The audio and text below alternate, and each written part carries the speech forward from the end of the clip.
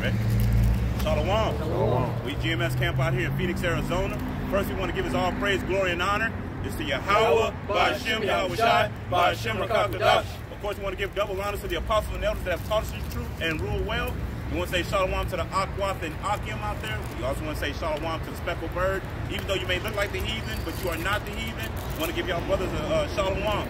So we already know that the time is coming that Esau's kingdom is going to come to an end. That's right. You know, this place is about to burn. Even though Esau thinks he's going to continue in his wickedness and whatnot. But you're going to see through these scriptures that the end is coming for him. His rulership is about to come to an end of an age. But the first scripture I actually want to get, let me get that Psalms 47 and 11, because he thinks that it's, you know, that he's going to continue to do his thing. And there's going to be a change coming soon. Psalms 47. Which verse? It is Psalm 47 and 11. Is anywhere still right? 49. Okay, Psalm 49 and 11. Yeah. This is Psalm 49 and 11, and it says, their inward thought is that their houses. You gotta start up on that. Come on. Psalm 49. I'll start at verse 8, and it says, for the redemption of their soul is precious, and it ceaseth forever, that he should still live forever and not see corruption. It says, for he seeth that wise men die, likewise the fool and the brutish person perish and leave their wealth to others. It says their inward thought is that their houses shall continue forever, and that their. So, you know, you sit back and think, well, this is Esau thinking that his rulership is going to last forever. You know, it's the same thing as his generation's wealth. It goes to the next, and he keeps thinking that it's going to continue to keep on building and keep on going. But go ahead. It says, and their dwelling places to all generations. They call, it says they call their lands, after their own names. Yeah, and this is what Esau has done. Esau is going back into it. Esau is the wicked. He has spread all over the place, and guess what he does? He always names everything under himself or after himself. So this devil thinks he's just going to constantly rule and constantly conquer. But we're going to go into scripture to show that tyrant is about to come down. So you're going to get me, let me see. I think it was, yeah. This is the book of Malachi, chapter 4, and verse 1. For behold, the day cometh that shall burn as an oven, and all the proud, and all that do wickedly shall be stubble. Yeah, you hear that? That all the proud shall be stubble, the wicked shall be burnt up. So the time of judgment is coming. What do you think is coming also? World War III. Did you forget about that? That's not going to stay over there. What is that? Out there in Russia and going on. What's that place? With Ukraine. It's going to go even further. It's about to hit all nations. It's about to be a bonfire in this place pretty soon. You know? Going on. Hey, bro, because you have Russia, man. You know, and they're constantly, you know, putting out that, you know, that threat now to push the button, man. Okay, to put out a fucking nuke, man. Okay. You know this. They throw slander, you know, towards America, saying that, you know, saying that this place is the only place to have dropped, you know, a nuke, you know, on a country. But hey, bro, but they're about to do it too, man. You know, because they're sick of this place, America, you know, backing up that shit that's going on, you know, in Ukraine, man. You know, hey, bro, you know, they have their limits, man, to where the Lord can put it in the spirit of Putin to press that fucking button, man. Yep. And remember, it ain't just Putin, because you got to understand something. All these other nations, what do you got? Afghanistan, Korea, China. You got all these countries that are looking at America. They're at that point where they tired of this place. So what do you think they gonna do? You know, they gonna rise up. They gonna link up with Putin, and it's gonna be a missile fire. You know, but we go a little further with this. Let me get Jeremiah. Oh, go ahead. Yeah, go ahead. Finishing on this verse, Malachi 4:1, it says, "And that day that cometh shall burn them up, saith the Lord of armies, that it shall leave them neither root nor branch." It's not going to leave you root or branch. That is a nuclear fire. We all know, we've all seen a movie. Let's go to Terminator. We've seen what happened to Sarah Connor. When that nuke goes off, it burns everything. It liquefies everything. Concrete, dirt, people, steel, all of it gone. And if I could say, man, you know, if you got a family tree and you take out the root, then that means that family's done, man. Completely done. See? So this shows you the what's in store for Esau Edom, man. You can't have a kingdom of righteousness while you have the base of man even in existence, man. There's gonna come a point where Esau is gonna be done. There ain't gonna be no building up of Esau anymore, man. Not a piece of root left to bring forth any type of living substance, man. None, bro. All right. So, you know, as you're going back into this too, I want to get another scripture because, you know, you also got to think, why is this place going to be destroyed? This place has nothing but wickedness. It's gotten to the nose of Yahweh Shah. He's taking notice about this place. He's really looking at it and knowing that time is coming. Let me get that Revelations 18 verse 5 about Shah.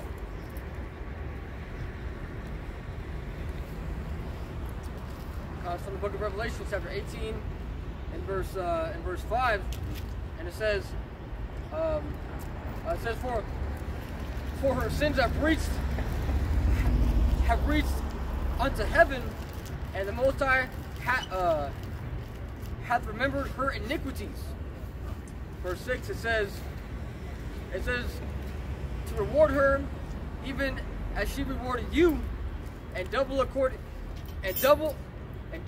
her double according to her works, and the cup which it says, in the cup which she hath filled to her double. So it's going back into this. The sin of this place has reached up to Yahweh Shah. You know what this place is like? This place is like Sodom and Gomorrah. You know what happened to Sodom and Gomorrah? It burned. This is exactly how Babylon, aka America, is. You know, Yahweh Shah is letting you know once again that this place is about to be destroyed. You know? Let's go to the verse. Let me see what else. There's more. Oh, go ahead. Verse 7, and it says, how much she hath glorified herself and lived deliciously. And this place has lived very deliciously. You think about it. This place is greedy. This place has been on took slaves. This place has took from all other countries, have robbed all other countries of their resources and everything. Took everything, stripped everything from all these other nations too. So you got to understand, these other nations are just, they mad too. This is why, once again, when I'm talking about when they all group up, who they looking at? They looking at Babylon. They're looking at Esau Edom. Because at this point, he can't hide himself. They see this devil for what he is, and they definitely seeing him now for what's about to happen. For all of the dollar, all the things that's about to come. Hey, there's a scripture that calls this devil, man, the hammer of the whole earth. Okay, because he goes through all these countries, you know, and you know, and takes what he wants. But if they refuse, man, you know, then he brings hell upon them, man. Because this place has the power to ruin, to put their, what do you call it, their economies to ruin by putting sanctions on them, man. You know, so they take, so they do a bunch of war tactics, you know, and they put their soldiers up in there just to take the resources, man. You know, it's all for greedy gain, man. You know, these devils are very, very greedy, man, because here it is that they have all nations and tongues, you know, that's their land. Okay, they have a big ass piece of land. Okay, this place, America, that they stole. Yep. Okay, that they fucking stole. They did. All right. So a whole ass, you know, country, and they just go give other people help for no reason, man. Exactly. As a matter of fact, going into that, let me get that Habakkuk 2 and 5. Yeah, go ahead and get that Habakkuk 2 and 5. You know, because this goes into this devil. Because at the end of the day, we showing what this devil is about. We are out in this Jeremiah 49 and 10. He's not going to be able to hide himself. This is Habakkuk chapter 2 and verse 5. Yeah, also, because he transgresseth by wine, he is a proud man. Hold on. And you notice, Esau is the proudest of them all.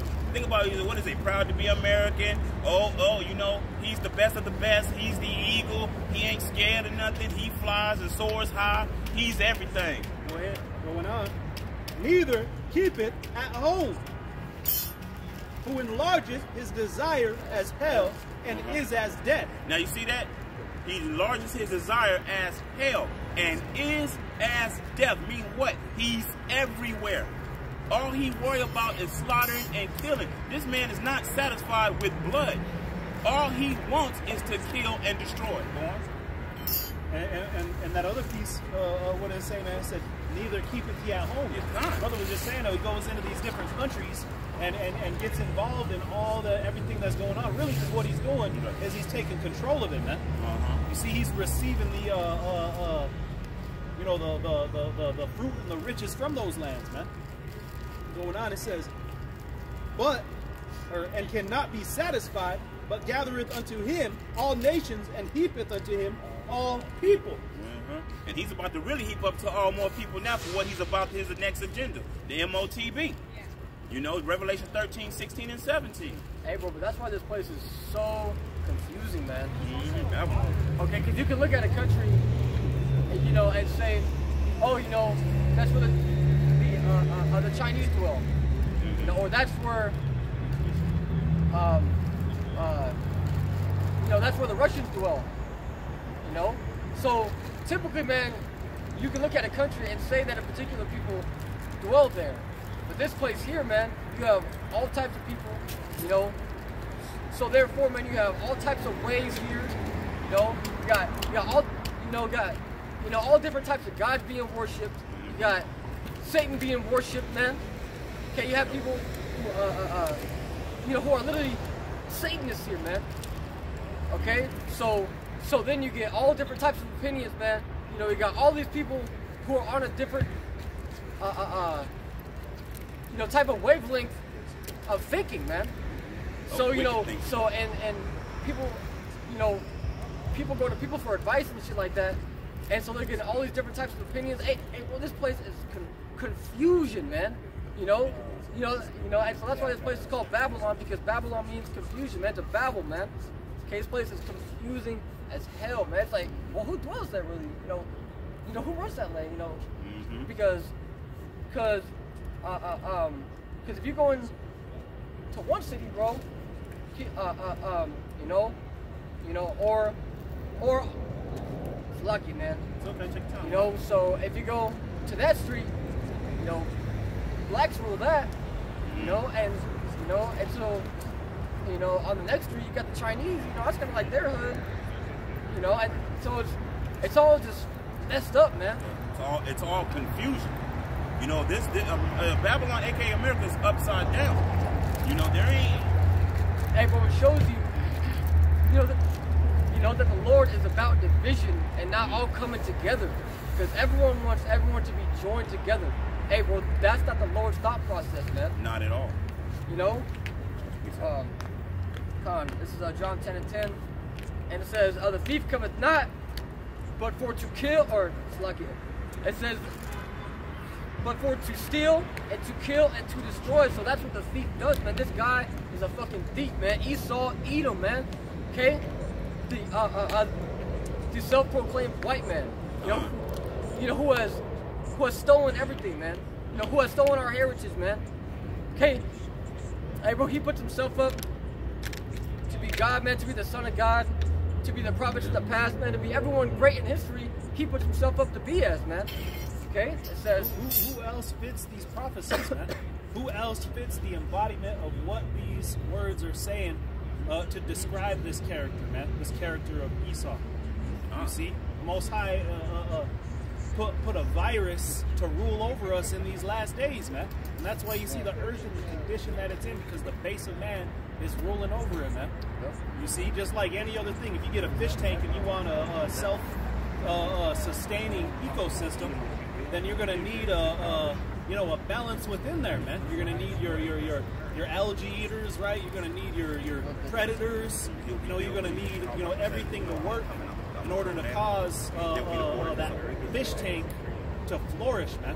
That's the same thing with the earth. The Heavenly Father created an order on this earth and created the lawgivers, man. The Israelites. He created the enemy, the Edomite, blessed him with the sword. You see, and now you see him ruling over the whole world as it would be prophesied, man. Yeah, I got it. This is from the book of Malachi, chapter 1 and verse 4. And it says, whereas Edom saith, we are impoverished, but we will return and build the desolate places. It says, see, and where he said they'll build the desolate places. That scripture earlier, what did it say? Micah 4:1, that will leave him neither root nor branch. So there's going to be a final ending to this devil, man. Yep. Even though he's building back up. Yep. It says, thus saith the Lord of hosts, they shall build. You've seen a lot of building around here, right? Constantly. They're building a whole other fucking tower over there and shit. Yep. You see the cranes back there. Yep. It says, they shall build, but I will throw down. And they shall call them the border of wickedness, and the people against Yahweh has indignation forever. Exactly, say that. They are building. And you hear what he says? An indignation forever. They warn people. Righteous anger. Righteous anger. So it's letting you know, Yahweh is letting them just build up their case, let them build up their case. So the time come of judgment, it's going to be a hell of a judgment. Hey, and that's righteously so, man, because this devil does the same thing against us. Yep. He won't go and get you for some simple, petty theft crime for the most part, man. A lot of the times he'll let you, especially if they got a close eye on you, they'll let you build yourself up to where you've stolen an amount of something to where they could hit you for a felony, man. And hit you, for an even harsher judgment. Yeah.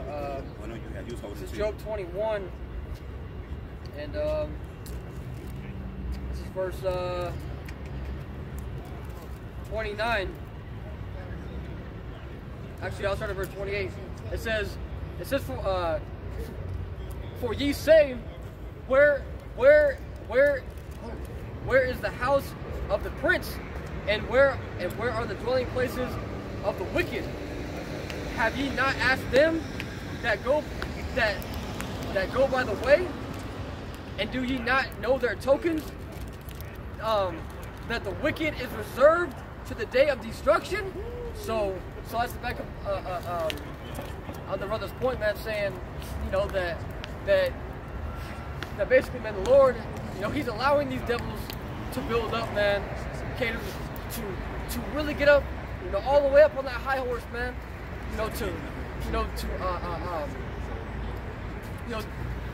He's basically, he's letting this place get to its very, very peak height. Because when he brings it down, bro, it's gonna be the greatest crash, man. Okay. Understanding this, anytime this is another Pharaoh, this devil, Esau, Edom. It is what it is. And you know what happened in Egypt. You know what happened. So what did that do, man? That proved his power before the whole world. And that's what he's about to do again. And a lot of you out there, we hear you. Oh man, this is not his name. Oh, we want Jesus to come back, but that's not his name. His name is Yahweh. But y'all are begging for him to come back. So we're gonna get to a few scriptures too. What's gonna happen since you're begging for him to come back? You said you was holding. Hey, brother, scriptures say, what's that one that says? I'll hold it on deck, but it says Amos 5:18, woe unto you that have desires of the Lord. That's where it's going to go. We're going to go there too. This is Isaiah chapter 47 and verse 1. It says, come down and sit in the dust, O virgin daughter of Babylon. Sit on the ground, there is no throne, O daughter of the Chaldeans. For thou shalt no more be called tender and delicate. I'm just showing you, man, that what? This tender and delicate nation that has not been touched is going to be visited before the world, man. And that's going to strike fear within the entire earth before the power of the Heavenly Father, man. And also, you know, that time is coming. You also, like we're saying too about World War III. Do y'all realize that we're in the city of unwalled villages? For brother to give you that, letting you know that, you know what? Hey, war's gonna come to these streets too. It's about to get real nasty out here and get real bad before Yahweh shows up. Before the missiles come. Do you have it? Yeah, I'm getting it right now. It's Ezekiel 38 and 11. Let me see if I can start over the verse. Ezekiel 38 and verse 10, and it says, thus saith the Lord Yahweh, it shall also come to pass that at the last time, at the same time shall things come into mind, come into thy mind, and thou shalt think an evil thought, and thou shalt say, I will go up to the land of unwalled villages. The land of unwalled villages here, Babylon, aka America. You think about it, because America thinks and feels that they're so powerful that, you know, oh, we ain't got nothing to worry. We're high on the hill. Also, what do you think about? Look at the military. The military spread thin. If you remember what happened in Rome too, military spread thin. What happens? It's easy for an enemy to come sneak in through the back door. It is what it is. It says, I will go to them that are at rest. Ezekiel 38 and 11. It says, I will go to them that are at rest, that dwell safely. All of them. It says, all of them dwelling without walls, and having neither bars nor gates, to take a spoil, to take a says to take a spoil and to take a prey, to turn thine hand upon the desolate places that are now inhabited, and upon the people that are gathered out of the nations, which have it says, which have gotten cattle and goods, that dwell in the midst of the land. Okay. So let's go back into this. So you sit back and think, what goes on in Babylon? What are people doing today? We watch people just walking around. Nobody has a care in the world. People on their phones, on TikTok, enjoying their life, not having a care in the world. And the time's gonna come when these people gonna come in, these militaries and all these things that's gonna happen. Matter of fact, it's gonna probably be your own military. For all the things that's going on in this place and all the mixed up the nations coming in this place, it's gonna be easy for them to come and take. Do y'all? Right, that one that says lepers shall watch over the cities. A leper shall watch over the cities. That goes in with what I'm saying. So, you know, going back into it, like I said, y'all are at ease. I mean, it's many scriptures that go into you women out here. What's gonna happen? The scriptures even say it being ravaged. I mean, do y'all remember what happened? I see, what was that in Germany? Oh, you can get it?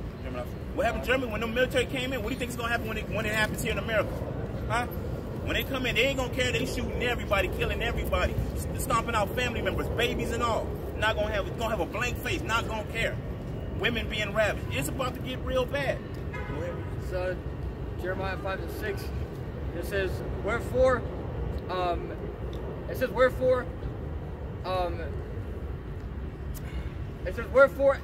a lion out of the forest shall slay them, and a wolf of the evenings shall spoil them.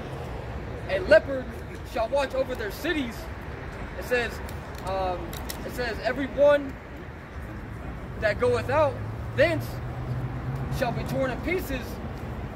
Hey, that leopard goes into the Roman Empire, man. Because Alexander the Great used to wear a leopard head, man. So that goes into that military might. So this, like what the brother was saying, man, this place is gonna crumble. But before that, even your own military is gonna be against you, man. They're already setting up so many laws and shit to give them the right to come into your houses and take whatever they want. Yep. Damn, you got the whole time. Oh my goodness. Hold on, y'all. Ground start shaking, y'all. Just hold on. Fucking hippos are coming on. But you know, these things are what is about to come. You know, these things are the things that are coming down upon Babylon, aka America. You know, as the brother saying, you know, y'all have to understand something. Martial law is coming too. When martial law steps in, what does that mean? That the military has the right to tell you what you can and can't do. As the brother said, it's going to the point where they're going to just be booted indoors and they're going to do what they want to do. You know? Hey, well, you know, it says that in 2nd Ezra 15th chapter, Yep. It says that they shall go into the, or it says that they shall desire to go into the city, but shall not be able. You know, why is that, man? Because the military is going to have places locked down, man. Yep. Okay? Hey, well, they're going to be on street corners, man. You know? Hey, well, these soldiers are going to become fucking active, man. Very active, and like I said earlier, they're gonna have a blank stare on them. They're not gonna care. They're not gonna plead. They're not gonna care. They're not gonna care if a woman is out with her child. The tanks ain't gonna stop rolling. It was just like that man. What's that place again? I don't want to keep saying all right. Ukraine. When them tanks were coming, and that man was just casually walking, the tank looked at him, rolled right over his behind. You know, they just don't care. That's what's coming here to Babylon, aka America. While y'all sitting all comfortable on TikTok, on Facebook, you know, on Instagram, having your good ass time. What's about to come up? What's about to come up on y'all? Death and destruction. Matter of fact, can you give me 2nd Ezra chapter 15 and 15 and I want these at 15 and 16. I want because this is coming too. Famine's coming. There's many things coming. 2nd Ezra 15, it's 16. Start at 15. And 15. I'll start at 14. Okay. It shows you too how the economy is clearly tied to the downfall and destruction of the system, and what's going to usher in that mark of the beast, right? Because that's what's going to bring in that saving grace of setting up that new system, because this one has crashed. So it's going to lead that'll bring forth what? Famine. That's going to bring forth invading one another's houses. That's going to bring forth that every man for himself state of mind. And if you don't have the hedge of Yahweh Bashim Yahweh Shai, then it's over for you, man. Because this is the time of the grace period being over. It's not like, you know, some random thing, finally stuff caught up with you, man. You know, everything's going to be breaking forth, man. The Most High's judgment is going to finally take place. Hey, well, it says that the foundations of Egypt shall be smitten. You know, so all the foundation, man, so all the basic things in this place, man, you know, it's all going to be smitten, man, with plague and punishment. That's the thing that, real quick, you just had a couple companies that's starting to shut down too, like Amazon is getting rid of one of their facilities, which is going to lay off about 300 people. America have about 180 million plus people working right now, but that number is beginning to dwindle. See, this place needs productivity. It needs people to work. It needs that money to circulate. But what's happening with inflation being at 8.0 to 8.2%, you know, you have a lot of people, instead of spending money, you know, buying, you know, a bunch of shoes and clothes and shit like that, they're putting that money to the side. Yep. And you need that money to circulate in the economy. And as long as people keep saving, they're going to keep printing. And if they keep printing, that's going to cause more than even inflation, right? And it's also going to devalue the dollar. That's why, you know, instead of Russia wanting to trade with the U.S. for oil and rubies, they're looking for gold, because gold is becoming it's going to become one of the major currencies in the world again. You know, there's gold and silver and land and cattle and shit. That's, you know, the Lord's money. And they know it's the Lord's money. This is why Russia is saying, hey, you know, the only way we're giving you oil is by way of gold. And there was an article that just went out that the oil prices, the gas prices might shoot to $7 in different states. And then you already got people, you know, struggling already. You just have what minimum wage go up, what, $13.85, $13.87 or some shit like that. Well, guess what? The cost of living went up with it. So it's like, how is it a fair game? So it just goes to show you that no matter how you people think things might get better, it's only getting worse. Look, America just needs to lose a few million people from working, keep a few million people from working. This place gonna go to shit, man. Real fast. That's why you got Amazon, Elon Musk. It was another company too. I forget what it was that just about to close up a lot of their farms and shit like that. I think it was what was it? It's a clothing store. I forget what it's called, but a lot of these small town mom and pop stores are closing up too. You know, they can't make it. It's not a lot of people going and buying their food, going and buying their clothes and shit like that. And guess what? What's really keeping this economy running is the smaller companies, man. But when you got smaller companies, they tried to slow down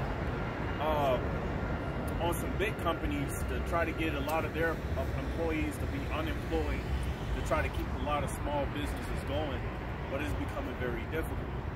But, you know, that's all prophecy. Hey, can I get one? Let me get Ecclesiastes chapter 12, verse 3. You know what I'm saying. This is Ecclesiastes 12 and 3. It says, in the day when the keepers of the house shall tremble, and the strong men shall bow themselves, and the grinders cease. And let me get the book of John chapter 9. Because they are few. Because they are few. So it goes to show you, prophecy states that the grinding shall cease because they are few. So because you're going to have less and less people working, then why keep open this business? This business is not going to be having enough workers. That's why it's crazy to me that employers are still acting the way they act. They still, you know, oh, fuck you, you know, we'll fire you and hire somebody else. But how are you going to do that when you're going to have more and more people not wanting to work? So that was just another article that went out that's saying over 300 people in these companies are looking for other jobs. Well, I think it was more than that, but 300 plus some people are looking for other jobs. You know, people are getting fed up with having to live like this. You got people working at McDonald's, In-N-Out Burger, you know, Starbucks, and then you got people coming up to them giving them attitudes. So you had a Jake on YouTube, he was being recorded and he told the customer, fuck you, I don't give a fuck about this job. I'm not making enough money here. He was like, I'll throw this shit at you and walk out this bitch. But that's how it's getting, is that you got a lot of these cats that's not giving a fuck about their jobs anymore because they not getting paid enough to be there anyway. You know, how are you getting paid minimum wage or $15 an hour? They need to do something about that. Yeah, boy. How you getting paid how you getting paid minimum wage to $15 an hour and then expect to be paying for a studio, which now a studio is damn near costs as much as a one-bedroom apartment, 13, or even 2. Yeah. So a lot of shit, like for people like that, it's getting worse for them. Or what about people going to college? How you gonna spend a majority of your time in college and have to work an 8-hour job 5 days a week? And you got to spare time for college. You got to spare time. You can only work part-time and go to college. But if you can't do that, then how you going to provide for yourself? That's why a lot of these people, they're looking for their parents to help them. You know, can I come back and move in with you so I can go to college and try to make it out of college? So you could get on YouTube all day and listen to all these guys talk about working out and making a lot of money, but the society is crumbling right below your feet, right up under your feet, man. You got that? So let me get that John. From the book of John, chapter 9 and verse 4, and it says, and these are the works of Yahushua, and it says, I must work the works of him that sent me. Right, who sent Yahushua? Right, he didn't send himself. Yahweh sent Yahushua to do his will, to do his bidding. Right, go ahead. It says while it is day, and it says the night cometh when no man can work. Right, so the night cometh when no man can work, man. And we're inching closer and closer to that point in time, man. Whether if they're talking about more pandemics, what if they're talking about laying off more people and closing up more businesses?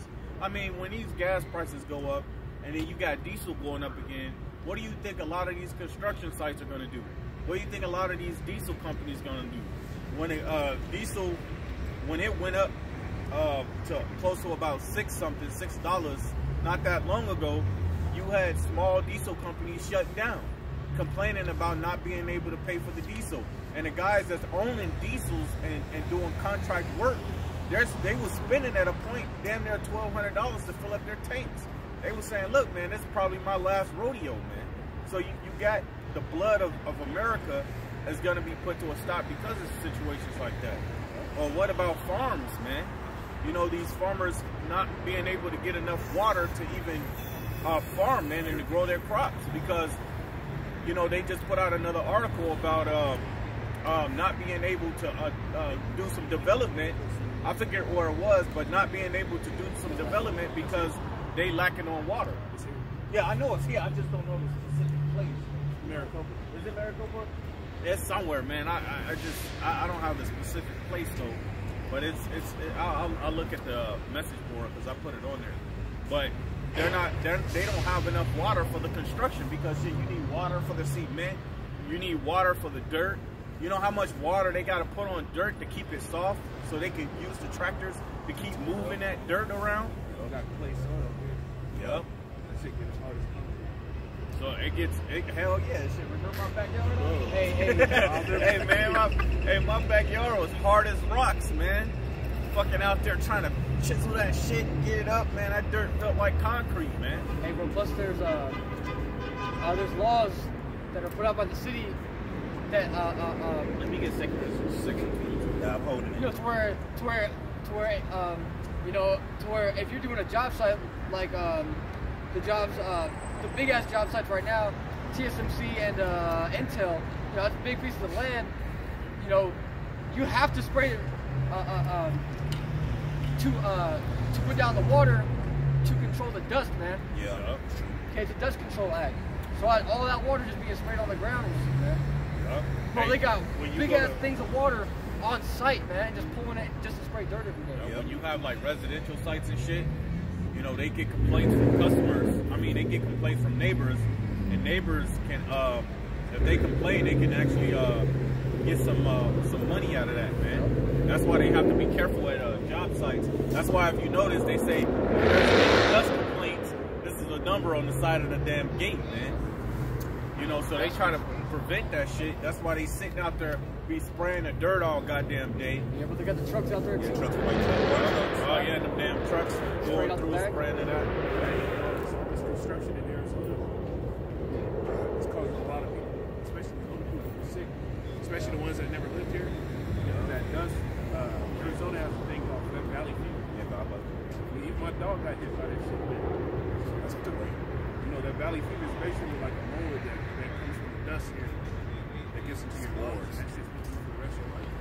And you would think, you know, with situations like that taking place, that they will stop construction completely besides, you know, dealing with the streets and the pipes and shit. But instead, they're still doing construction. They're still building these big-ass high-rises. They're still building houses. They're still building, you know, more roads. They're still doing projects and more development. And guess what? You know, you got people moving here but not even able to afford it because at one point, you know, Arizona was, you know, affordable, and now it's becoming too expensive to live out here because you got people moving from New York, Chicago, and California straight to Arizona, man, Texas. And that's why they're trying to get up so many of these projects and do so many of these buildings. You go to fucking Goodyear, you go to Avondale, you go to Buckeye, Santan. you go to where is that? Like down the Shea Boulevard and shit like that. And they're still building newer houses out there, man. They're still building newer houses, surprise, right? Which is fucking up a lot of people, man. Because a lot of the houses that they're building are not affordable, man. You're building houses for people that's making $200,000-$300,000 a year, and the majority of people in the world ain't even making that much, man. They got a lot of fucking. The majority of people in the world is making close to about $35,000 to $50,000 a year, man. So how are you building houses that's not affordable for the people that's making that amount of money? So you're gonna build houses and not be able to sell them, motherfuckers, man. That's why if you notice, some of these houses are actually going up for rent, man. They're actually putting up rental signs for some of these houses that they're building because nobody's moving in them or nobody's buying them, man. But even if when you have people that's renting out these houses are going for $2,200 to $2,300 a month, man. And then they want you to deal with the landscape. They want you to deal with the problems that come with the house. That's why a lot of times you don't have people moving into these houses or renting them out. They would rather rent out some high-rise type of shit like this and pay $2,600 a month, and then let the apartment manager and maintenance deal with the problems, man. So now you're gonna have a lot of these home investors, these people losing money, millions of dollars for houses that's not going anywhere. And also, when you go into this too, if you think about it too, all this building they have here, what do you need to survive? Water. You run out of water, what happens? You die. You know, you sit back and think about it, they building all this stuff, like the brother said, they building houses and they building all this stuff, but people are occupied. That's something about Arizona. Arizona is not getting enough water here. Arizona was a retirement state. Like Florida. It wasn't for people to move here and gather up as much as it is now. Mm-hmm. But now when you having everybody moving here, because it's not like they got signs at the airport saying you can't move to Arizona if you have more than 2 kids type shit, you know? Right? So, you know, you got a bunch of people moving here and they having kids, and now it's not becoming a retirement state. That's why they want to build, and the fucked up part is that the people that wants to retire and ready to retire, they're building apartments between other apartments where all these gang members and drug addicts are. And then you got people on retirement that got to move right in between these dumbass people, man. And a lot of that retirement house in Sun City here, they're lifting that age restriction. Sun City, you have to be, I think you have to be 65. Yeah. They're lifting the age restriction, so it's pricing out all those old people that no longer have the income or the body to be able to work to afford additional fees. But you also shows this too with Esau Edom, how wicked he really is and how he builds and all the things that he's doing. Hey, that's why a lot of you people that's in retirement, man, you're gonna have to come out of retirement at the age of 65 and go back to work. And then you know, they looking at you like what excuses that you have when you got somebody at the age of 75 still working, man. Delivering pizzas and whatnot. So now they're gonna have a lot of you retirees come out of retirement. You're gonna have to go back into that field, man. Just like a lot of these nurses that retired, a lot of these doctors that retired, the ass is about to get right back to work doing heart surgeries and shit. And shaking Parkinson's. Still with the scalpel. Oops, I'm sorry.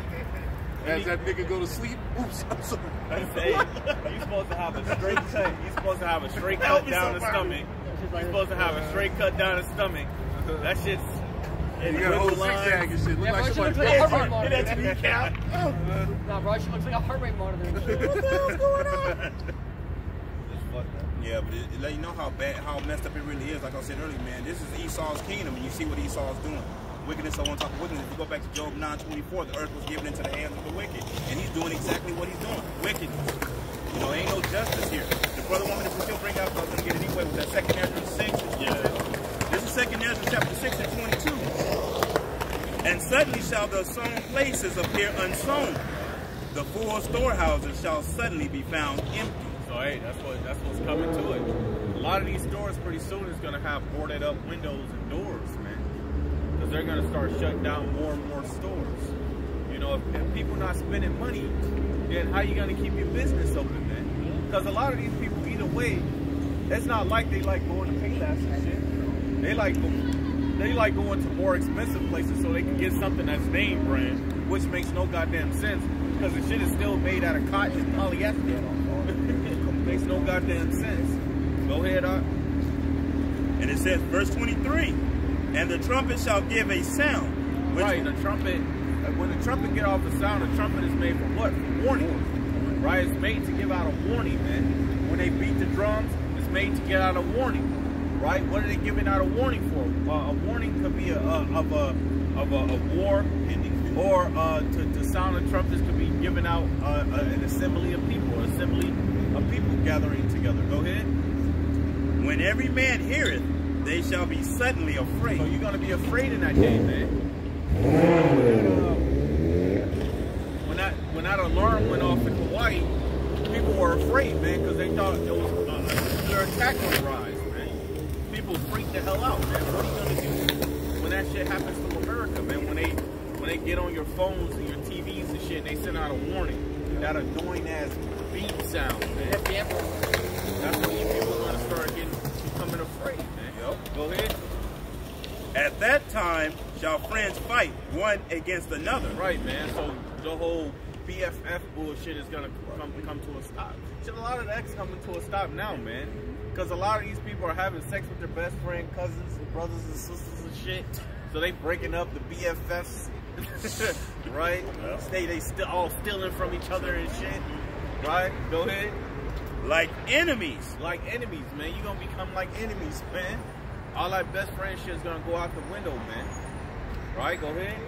And the earth shall stand in fear with those that dwell therein. Right, because hey, when they start getting real chaotic out here, you people are not gonna know what to do because you people don't get prepared for shit. The only time when you start driving shit is when it happens at the last minute. Right. It's when it's on your ABC News, your CNN, or your televised vision, man. That's when you people start reacting. Just like when the C-19 hit, you people start grabbing a bunch of toilet paper the minute they had that shit all over the news, man. Right? You started to grab water bottles and shit the minute they had all that shit over the news. But it's been a warning. The shit was spreading everywhere, man. What made you think that it wasn't going to come to the U.S.? Go ahead. And the earth shall stand in fear with those that dwell therein. The springs of the fountain shall stand still, and in 3 hours they shall not run. Hey, right, because the water is going to be shut off here, man. Right? The water is going to be shut off because they're going to try to conserve water. Right? I mean, what do you do once it started getting to that point? You got to conserve, which means you got to start telling people, you got to start cutting people water off. Hey, look, y'all got this amount of water to use for this month. If you run out, that's it. You don't get no more. And a lot of you people, a lot of people don't depend on water now.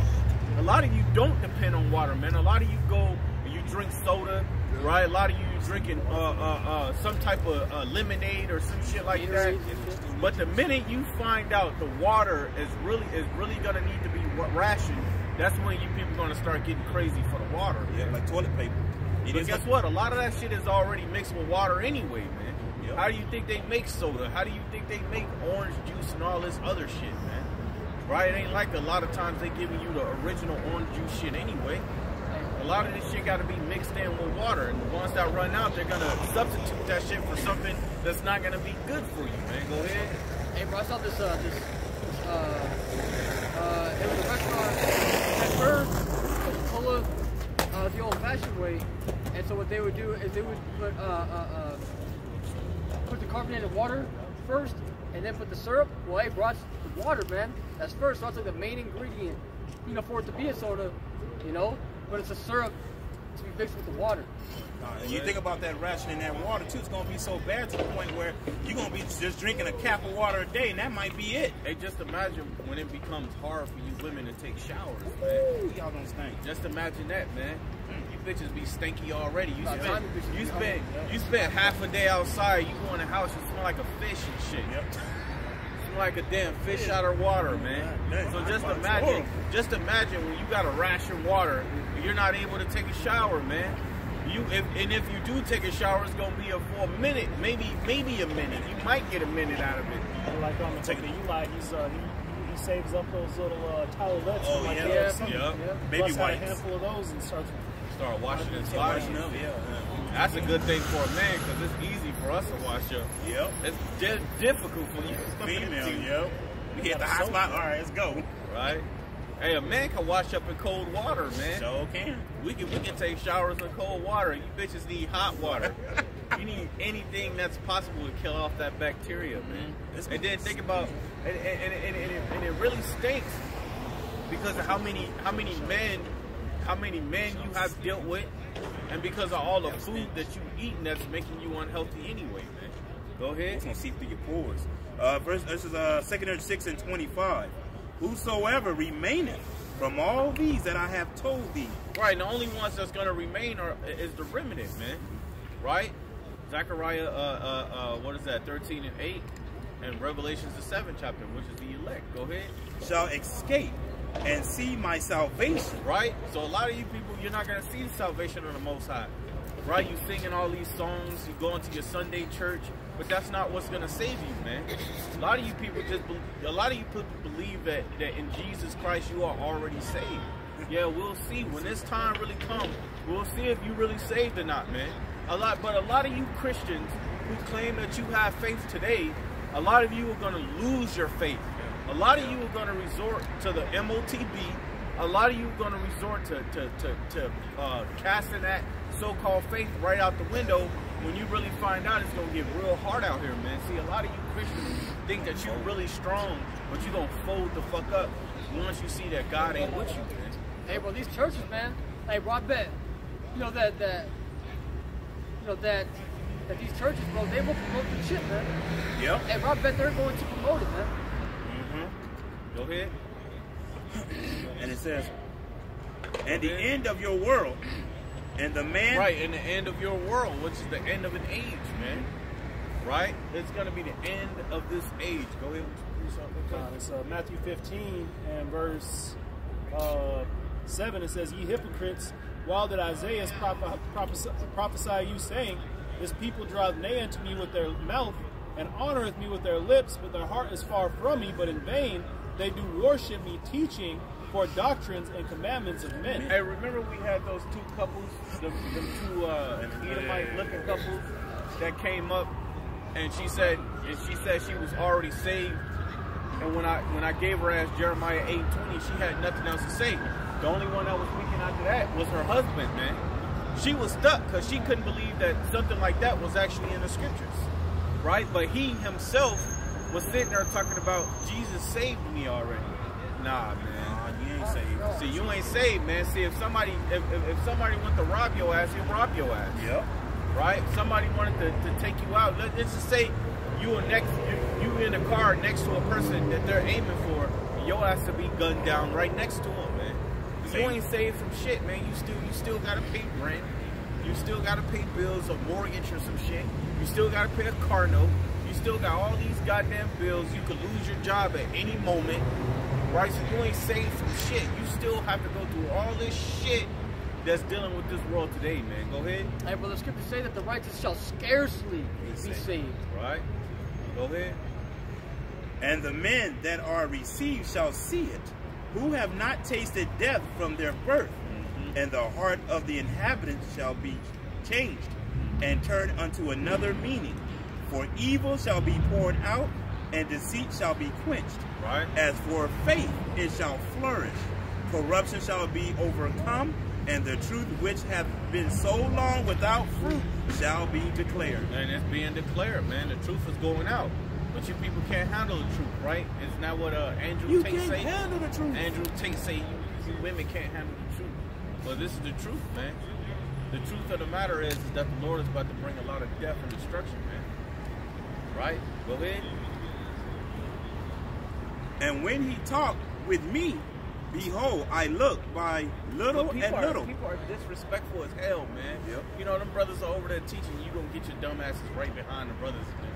Like, how stupid can you fucking be? Like, all the places to go and shit. But this is the world we live in, man, where people are just so disrespectful. Just fucking little bitches, bro. Go ahead. See, and the only thing that stops brothers from whooping their asses is police. Yep. That's the only thing that stops us from wanting to put our hands on people is police, man. Yep. Go ahead. This is 2nd Ezra 6:29. And when he talked with me, behold, I looked by little and little upon him before whom I stood. And these words said he unto me, I am come to show thee the time of the night to come. If thou wilt pray yet more and fast 7 And the Lord is telling us the night is going to come. The Lord is telling us these things. You go into Matthew, the 24th chapter, the Lord is telling us the things that's going to take place that's on earth, man. Right? And you people aren't paying attention, man, but that's okay. Because when these things come, guess what? We did our job. We gave out that warning, right? A lot, look, plain and simple, you're going back to 2nd Ezra 6 and 22. I believe that's 2nd Ezra 6 and 22. It says the multitude shall perish then, which was born in vain. Look, we gave you the warning. We telling you what's coming to the earth. We telling you that the Lord is visiting this place. The Lord is visiting this place with storms. I was watching a fucking video the other day, man. A tornado formed and fucking damn near wiped all that shit out. Wiped out houses, all that shit, man. Fucking porta potties. We talking about porta potties like 300 pounds. The wind took that shit all Hey man, the shit and piss was getting all over the place. And I was like, God damn, man.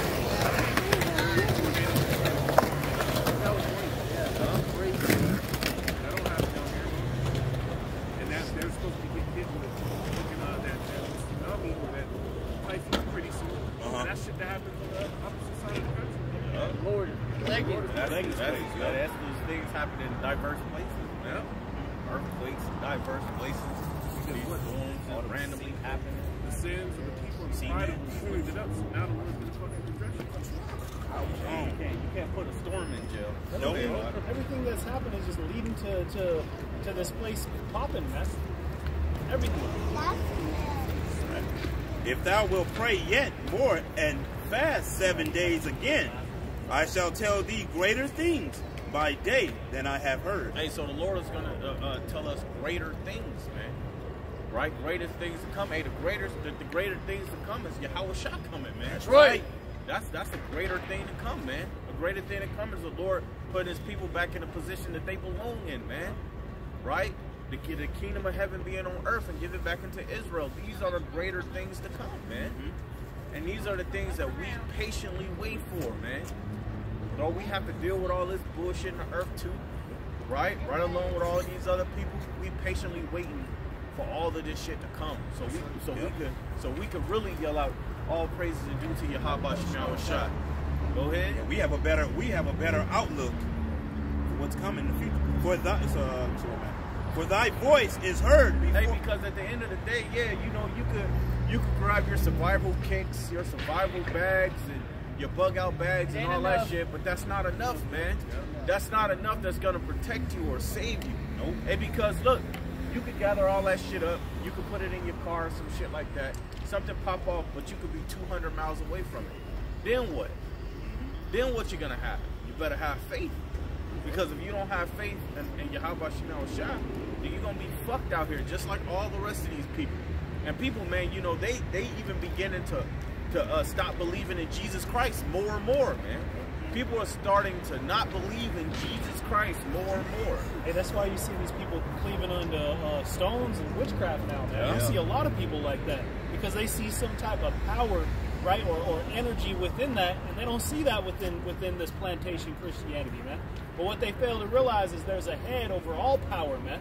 Yep. Right? The power that both kills and makes alive, which this is going to be the time. If you do not have that power, ain't no stone going to save you, man.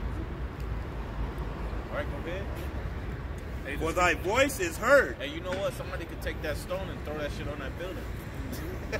Hey, like the Lord said, man, you know, can I be broken? Right? Is that which is made by hands? Can it speak? Can it live? Can it eat? Can it walk? Can it walk? Somebody can come up and just kick your God, right? Yeah. Just kick that shit. You see what they happened in India when they got that flood? They Hey, were yeah, they was carrying the Virgin Mary and shit. That shit fell, cracked all over the place, man. They just stepped over it. And that's all in the scriptures, man. Hey, Solomon spoke of that, man. Killed our God. Hey, you killed shit on your God and shit. Yeah. Hey, you killed the Virgin Mary, man. Hey, right, man. Hey, they be having the statues and shit outside. You be getting mad as fuck if a bird shit on your car. Imagine that bird coming and shit on your God. Your God. Couldn't wipe his face, could he? Your God just got shitted on. It's too high. It's too high to get up and clean that shit. You just gotta live with it. Right, you gotta live with it. It got crust up. That little crusty white bird shit. You gotta be, I worship the shitty God. Hey, That's what they do. That's what they do. And every Sunday they walk up to that building with their knees down, worshiping a shitty God. Yeah. Ready? For thy voice is heard before the Most High. Right, so our voices are being heard. So we're just not out here. We're just not out here in vain, man. We're not out here for nothing. Everything that's being spoken of is being heard, man. Right? Look, you could make a bunch of videos throughout the week. You can make a bunch of videos throughout the week and only get one view. But guess what? The Lord He still heard you, man. That's what the scripture just said. Right? So but ultimately, you shouldn't be worried about whether or not people are hearing you. You should be worried about just doing the work, man, because the Lord said do His will, man. And He said, go ye out in the highways and hedges. So what you should be more worried about is that the Lord is hearing you speak His words, man. Go ahead. was that Jeremiah or Ezekiel that said to prophesy to the wind? Yeah, prophesy to the wind, right? Hey, because regardless of the fact, if you got many men out here speaking the same thing, then the viewers are hearing them, whether or not they hear you. Go ahead. For the mighty have seen thy righteousness. Deep. Go ahead.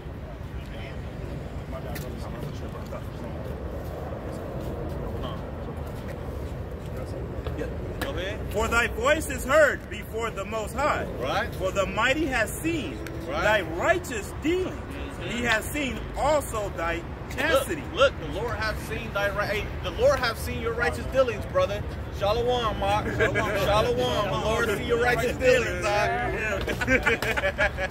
Go ahead, all right. Which thou hast had, even since thy youth. Even since thy youth, man. Even since your youth, the Lord have seen that you are for him. Right? Go ahead. And therefore hath he sent me to show thee all these things. And to say, because now we see all these things happening. Right? We see the different storms taking place. Right? We see the famines, right, that's coming. We see unemployment happening.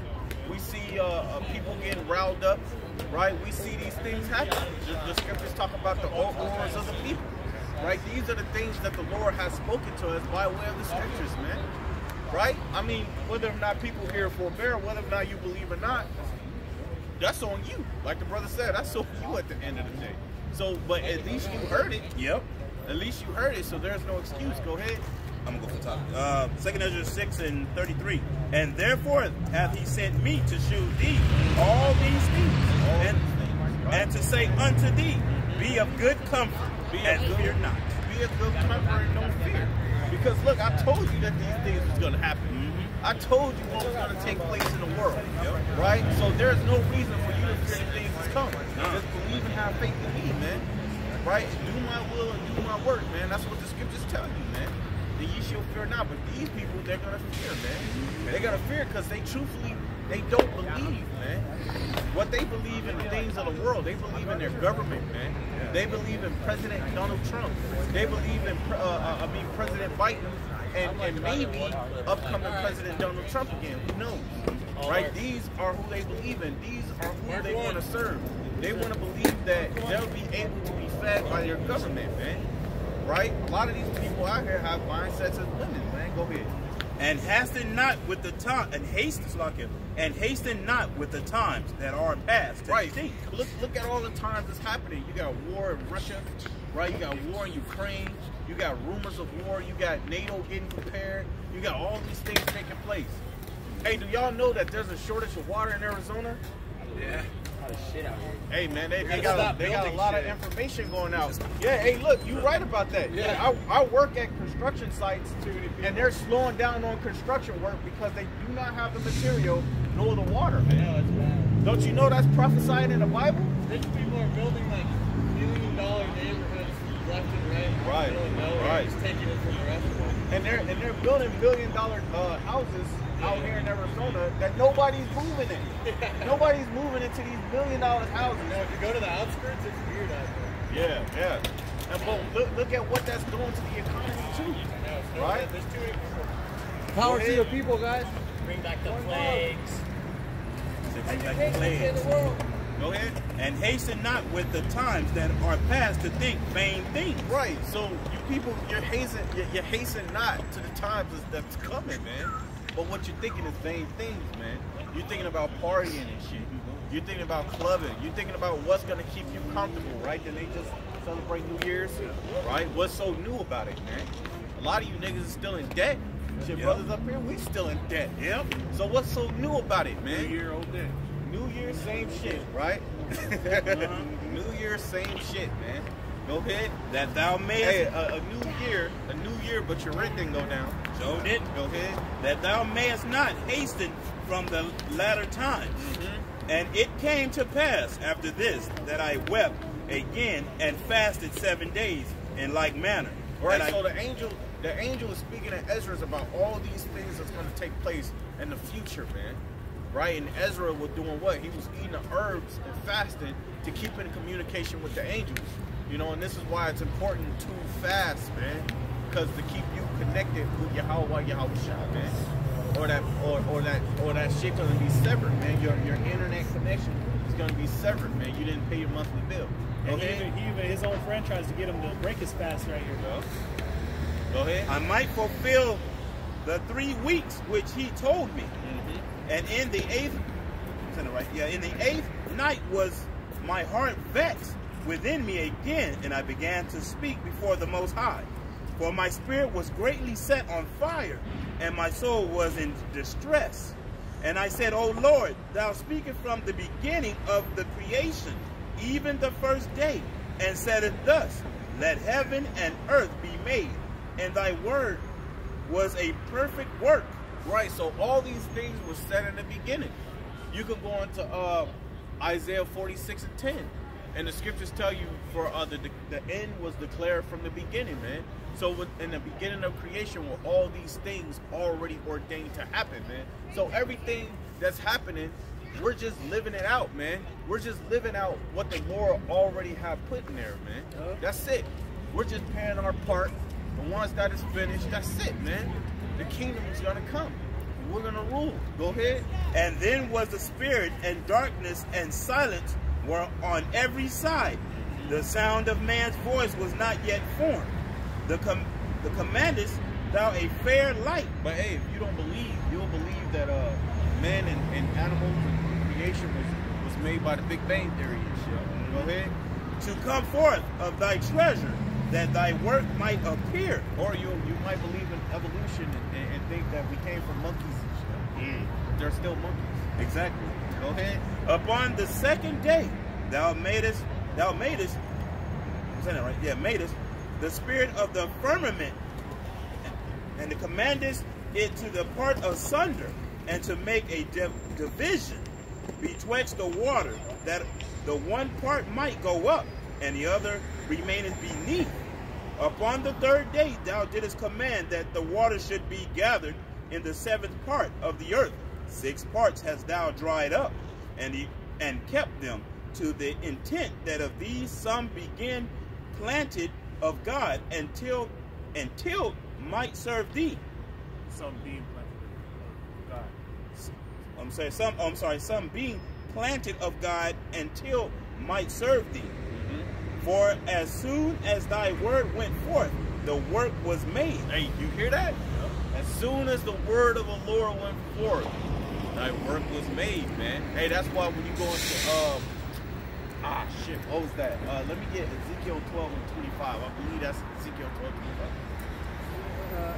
Ezekiel 12 and 25, and it says for so and to get a little bit more of an understanding on that, when the word of the Lord goes out, he have men fulfilling his duties.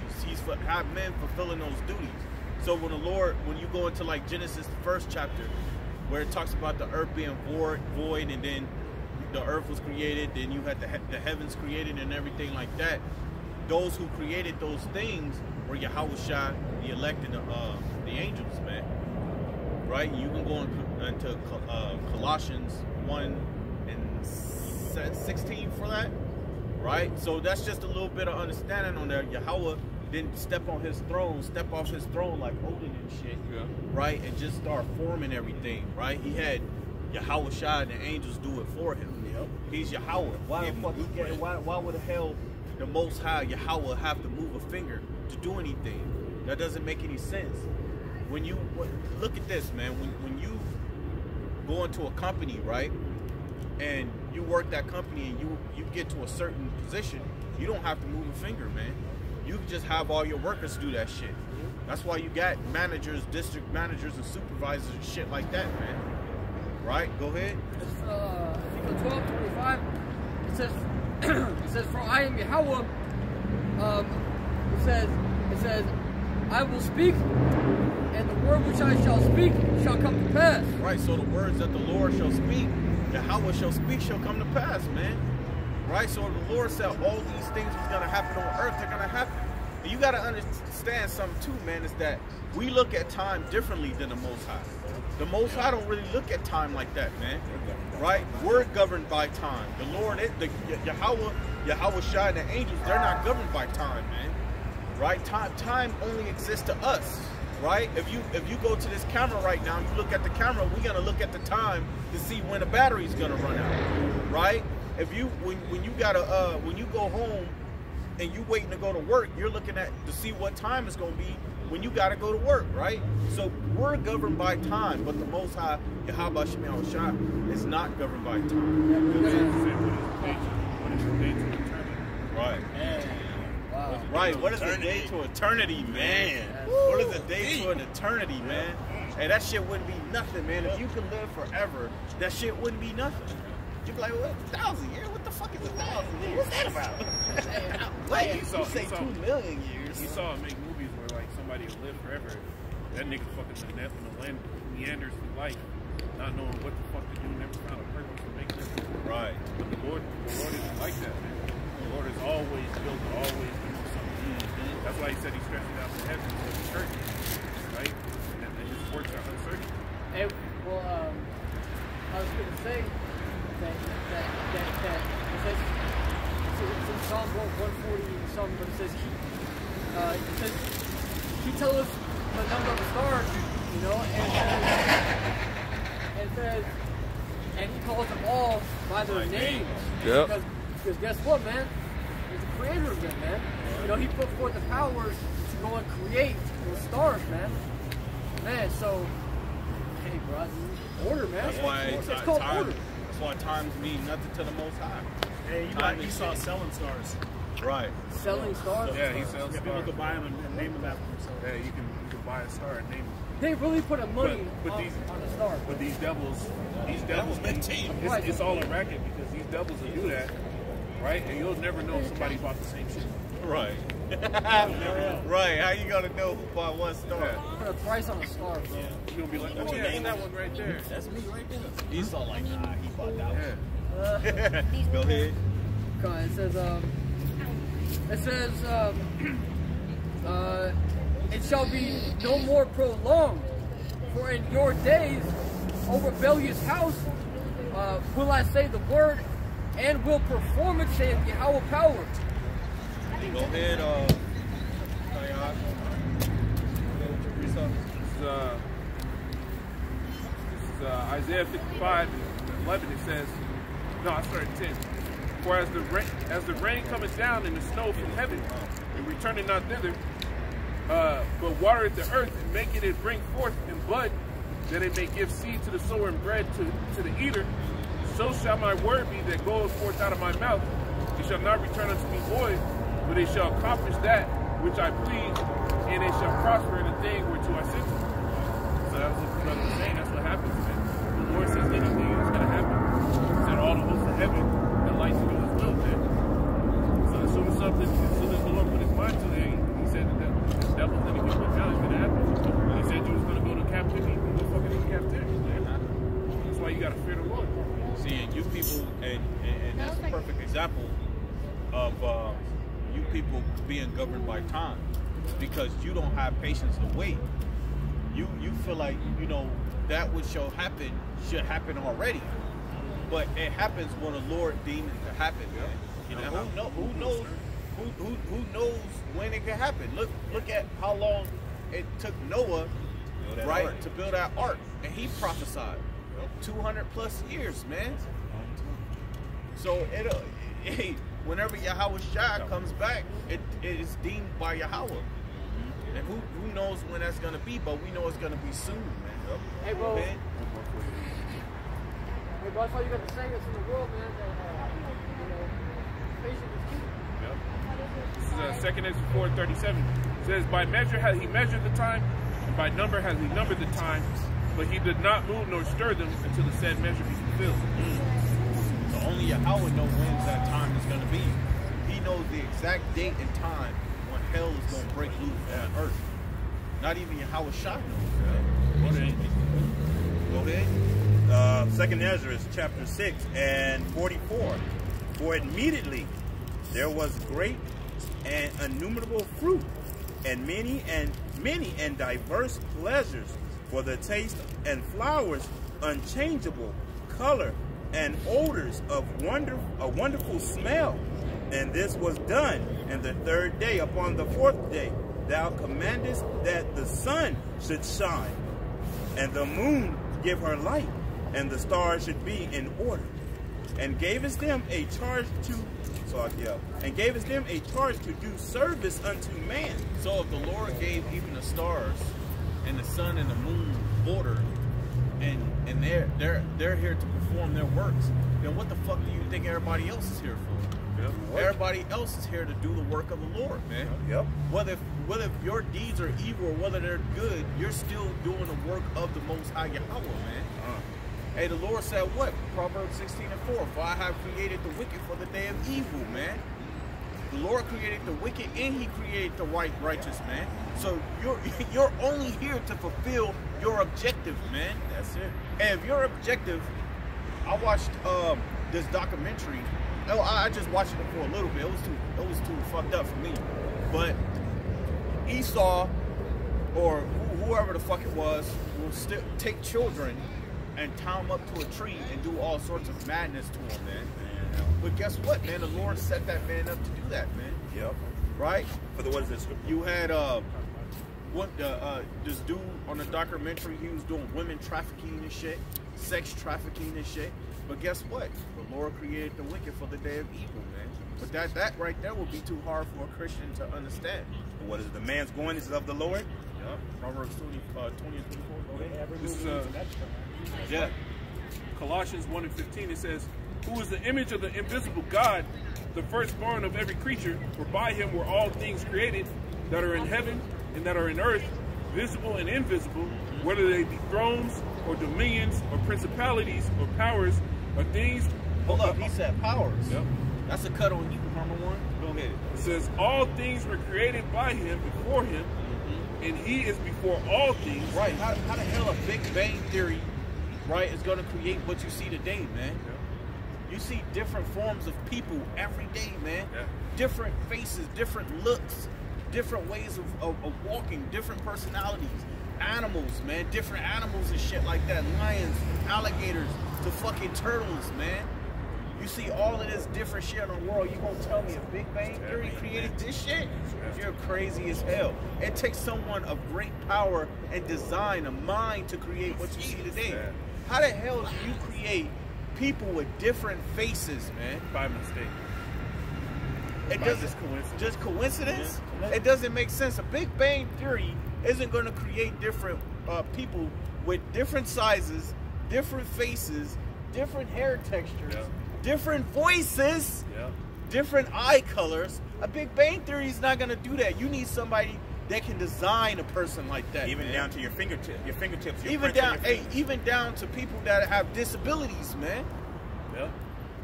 Go ahead. It's exactly what it's called, man. A theory.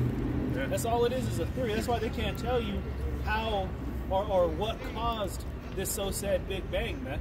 It takes a deeper faith in the flesh in Esau to believe in that than that, you know, the creator of all energy created all life, man. It tells you that in the book of Sirach. He spoke all life into existence on a level of wisdom that we can't even begin to grasp, man. And the crazy thing is, if Esau, for an example, because we know in the scriptures that Esau believed in the spiritual realm, because it even tell you that the devils believe, right? If Esau didn't believe in the spiritual realm, then why is there a bunch of fucking videos on YouTube about paranormal activities and shit? If he didn't believe in it that much, he'd take that shit down. It's that he's doing it to all our videos. He's taking our videos down, and they're supposed to be the First Amendment, man, of freedom of speech. So a lot of you people, you don't fucking make any sense, man. You don't make any goddamn sense. It's just a bunch of goddamn nonsense out here for you people to believe in whatever the fuck y'all want to believe on, when even your damn elites believe in the Most High, man. Shit, they pray to the Most High. Yeah. Your Pope, all them motherfuckers, they pray to so-called black images, man. Yeah. Being gods, man. Shit, all your anime cartoon characters, they were all black at one point, man. What's the guy that created that just died? Stan Lee, man. All of Stan Lee images of cartoons were all black, man. Yep. They told him he couldn't put that shit on TV unless he made all the images look like so-called white people, man. You people wouldn't know shit about that either, man. Go ahead. This is verse 17. And he is before all things, and by him all things consist.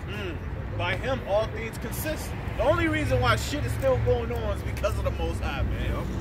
The only reason why people are still going on and the world is still going on is because of the Lord, man. Without the Lord, this shit wouldn't even exist. The Lord didn't have to create this shit. He didn't have to say, hey, I want y'all to go down there and make an Earth and a galaxy and planets. And he didn't have to do that, man. But he wanted to, right? Go ahead. But people put limiters on the Most High and shit. They put limit on, he can only do this. Nah, hell nah. He's the Most High. Exactly. How are you the Most High? How you all power and shit? Somebody on earth. You gotta tell you what you can and can't do. Hey, Please. that's like Superman coming right now. You tell Superman what to do. Hey, nigga, get down. Hey, get your ass down here. I got something to say to you. Mortal flesh, man. Where was you? Hey, Superman, to wipe your ass out. Superman come down, but his eyes gonna be glowing. Hey, right? Yeah. Gonna mean business. You're nothing but a goddamn worm, man. You're weak. You're pathetic, man. You gonna come down and say, hey, is that you, General Zod? Right? Zap your motherfucker. I have flashbacks. Who the fuck are you to tell her? Who the fuck are you to put limiters on the Most High? The Lord got limiters and shit. He can only power up a little bit. The Lord can only go Super Saiyan 1. Oh man. Oh no. Go ahead, all right. So Isaiah 59:1, behold, the Lord's hand is not shortened that it cannot save, neither his ear heavy that it cannot hear. So that's the image the world tries to push, man, that the Heavenly Father's arms are shortened like he's got some kind of T-Rex syndrome and can't Right. deliver anybody, man. Right? You Lord's see? like this all day. Limiting his power, teach you what? Bring your own savior, man. That's basically what modern Christianity is, man. Some kind of yes man seminar. Make you feel good, man. That's all it is. Untempered water, in other words. Put limiters on the Most High. Go ahead. 2 Ezra 6:47. Upon the 5th day thou said unto the 7th part, where the water were gathered, that it should bring forth living creatures, fowls, and fish.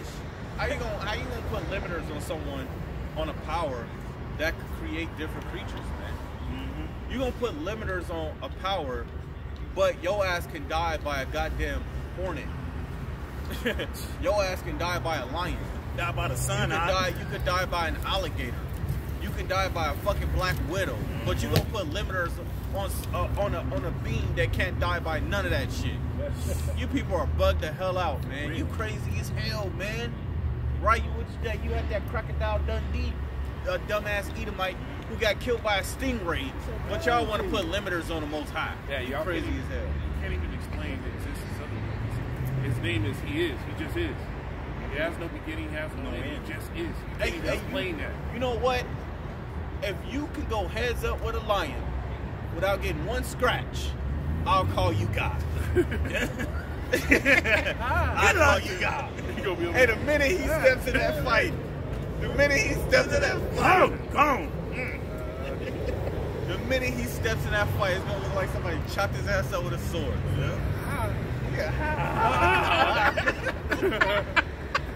Hey, and you had a dude, he trains lions and shit. Oh yeah, I saw that shit. He trains lions, and he took a video of his back and his chest, and he was just playing with the lions and shit. And he grew up, fucking lion was playing with him, but it scratched his ass like no tomorrow, man. I was like, how the fuck can you just go back and play with the lions after that shit, man? So you not making it out of a lion fight without a goddamn bite or scratch. You gonna be fucked up before you make it out of that fight. You might not make it at all. Yeah, you know when they used to make those little snowflakes? Paper. You build all the guns, it's gonna be you after. That motherfucker gonna be in the hospital. Float your ass, got all type of them. That motherfucker gonna be fucked up, man. A lion nails can scratch you as if a sword just sliced through you, man. Go ahead. Continue fowls and fish. And so it came to pass, For the dumb water and without life brought forth living things, at the commandment of God, that all people might praise the wondrous works. Then didst thou ordain 2 living creatures, the one thou callest Enoch, and the other Leviathan. And didst separate the one from the other for the 7th part, namely where the water was gathered together, might not hold them both. Unto Enoch thou gavest 1 part, which was dried up the 3rd day, that he should dwell in the same part wherein are a 1,000 hills. But unto Leviathan thou gavest the 7th part, namely the moist, and hast kept him to be devoured from whom thou wilt. Hey, y'all put limiters on the power, and y'all can't even go under the water. They claim that they only discovered 1% of the water, and barely not even that. That means you haven't discovered 99% of the ocean. What's down there? And not even that, you haven't even met Leviathan yet. You didn't sit down and have tea with Leviathan. He coming though, he coming. Go ahead. Let me see. 53. Upon the 6th day thou gavest commandment unto the earth, that before thee it should bring forth beasts, cattle, and creepy things. And after these, Adam also whom thou madest, Lord of all thy creatures, of him come we all. And the people also whom thou hast chosen. Which is Israel. Isaiah 44:1. Go ahead. All this have I spoken before thee, O Lord, because thou madest the world for our sakes. As for the other people which also come of Adam, thou hast said that they are nothing. They are nothing, man. The Lord said you people are nothing. Look, you can come all day and bow your heads, but you're still nothing, man. You're just but a dog, man. You're nothing. Go ahead, grab your precept. You can go ahead. 2nd Ezra 4 and 2. And it says, and said, thy heart hath gone too far in this world, and thinkest thou to comprehend the way of the Most High. Right, so this is the angel talking to Ezra, man. And the angel's telling him that he's gone too far in this world, man. This world is what we've been conditioned to learn, man. Our minds have been put inside of the box, right? That's why they have that phrase, think outside the box, man. This devil has conquered us, right? He's rewritten our history, and what we know and believe to be our history and our heritage is that which was given upon being colonized and enslaved, man. You see? So even in the time of Ezra, the angel was telling him that he's not going to comprehend what the ways of the Most High, because, you know, we're in this corruptible flesh, man. All right? We've been given, enough for salvation, and that's it. You see? But that's why the Heavenly Father said Deuteronomy 4 and 6, that he was giving us the law, man. Yeah. So that's what we've been given, the knowledge of life, the knowledge of how to sustain life on this earth as the lawgivers of this planet, man. And that's what makes us better than all of them. Exactly. That's what makes us better than all these other nations, and that's what's going to lead order back in this earth, man. Because the Lord didn't give any of the fucking heathen the mind to actually do the word of the Lord, man. That's why when you read the book of 2nd Ezra, it tells you that thou shalt find only that thy precepts are kept by Israel, and not the heathen. Like y'all weren't given the spirit. That's why every kingdom that y'all set up, the heathen, especially Esau, all type of fucking crazy shit starts happening. Sacrificing the fucking the what is it called, the burning bull or whatever it was. The iron bull. The iron bull. Where the fuck did that happen in our laws? But that's what you heathen cook up.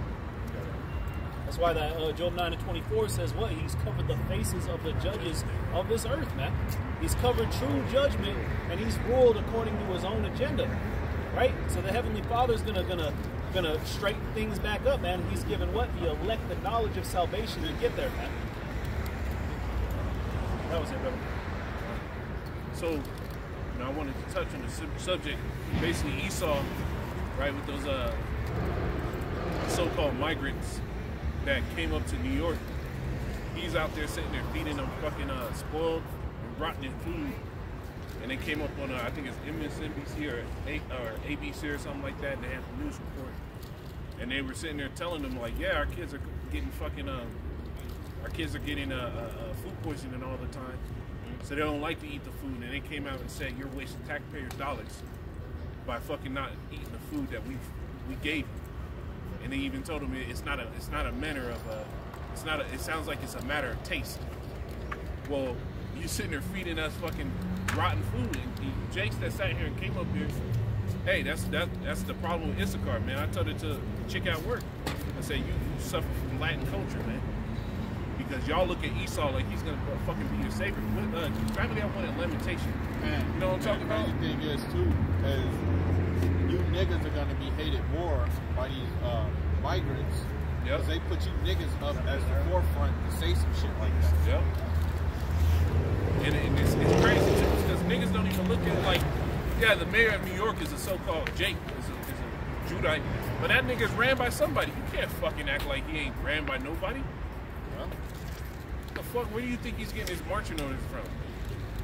The first nigga mayor in New York, or he might be the second in New York, and you think he has the option to do whatever the fuck he wants? No, they're shuffling around money, man. And they're feeding them the spoiled food because what? They don't give a fuck about the Lord. They don't care about the Lord's people, which proves those ones, the so-called Latinos, are the Israelites too, man. Go ahead and get that, man. This is Baruch chapter 4, verse 31. Miserable are they that afflict thee, and rejoice at thy fall. Yeah, and this is what they do daily, man. They go down to the border. Hey, them Edomites over there in Texas go down to the border and just start shooting Jake to come across, man. They literally hunt Jake, the so-called Issacharites, or the so-called Mexicans who are Issacharites that come over. They'll sit here and snipe them in the desert and get off free with murder. How the fuck is that right, man? So the Lord said, miserable are they that receive thy children, man. Because what? You're going to be paid back for all this. Give me Amos 1:11. You're going to be paid back for all this. All the shit that you did to Israel, that's just going to be paid in full, man. And when we get in power, and we gotta feed y'all asses, right? We ain't gonna have fucking spoiled sweet potatoes to eat, man. You gonna have worse, man.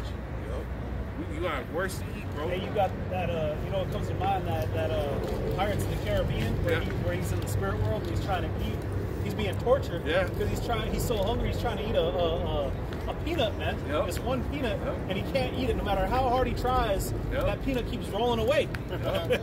And that's what it's gonna be like in the kingdom for you, devil, man. Shit, we might only feed you motherfuckers the hottest peppers in the world, man.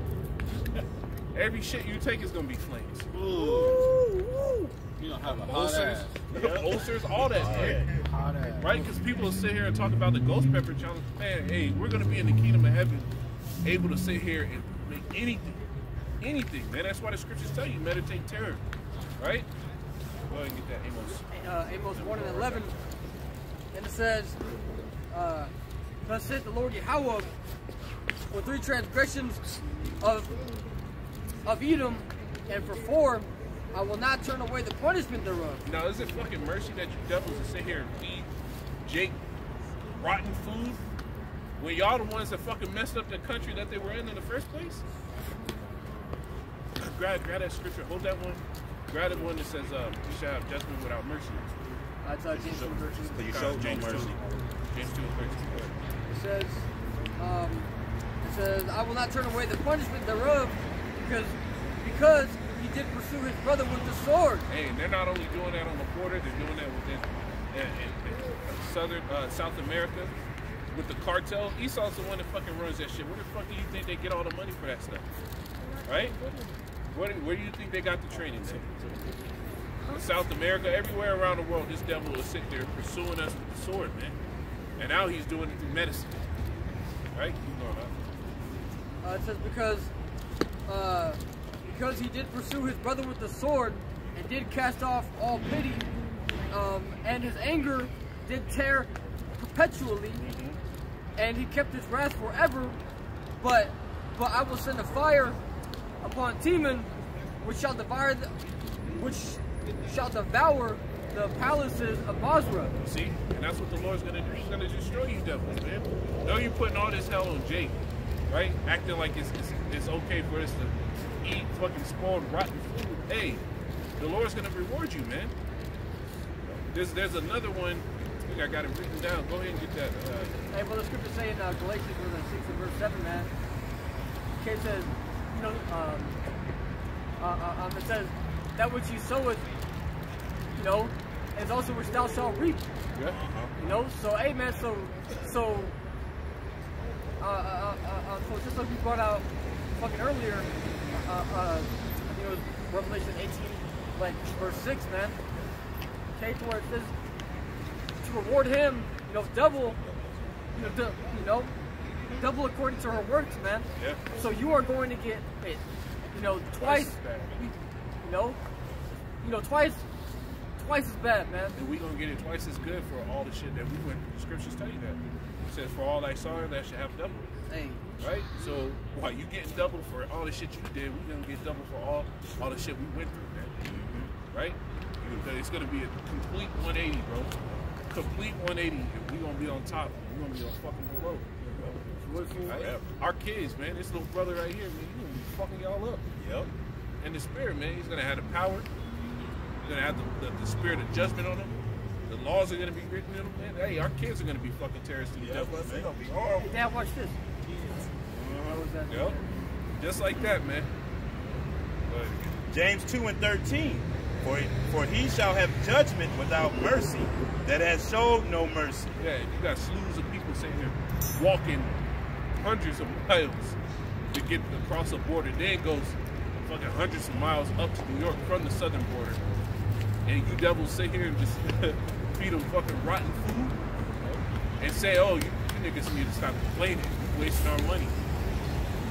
Hey, man, the Lord's gonna fuck y'all devils up, man. You know, the crazy thing about that rotten food, too. I was watching for Brother Pinarco or something I was on TikTok where they were taking milk, your milk that you get at the grocery store. And when it goes spoiled, they take it back to the plant, and they dump it all in the barrel, and then they filter it, and they'll give it right back to you, the spoiled milk. Hey, they used to do that in the Victorian area. They used to put borax in the milk.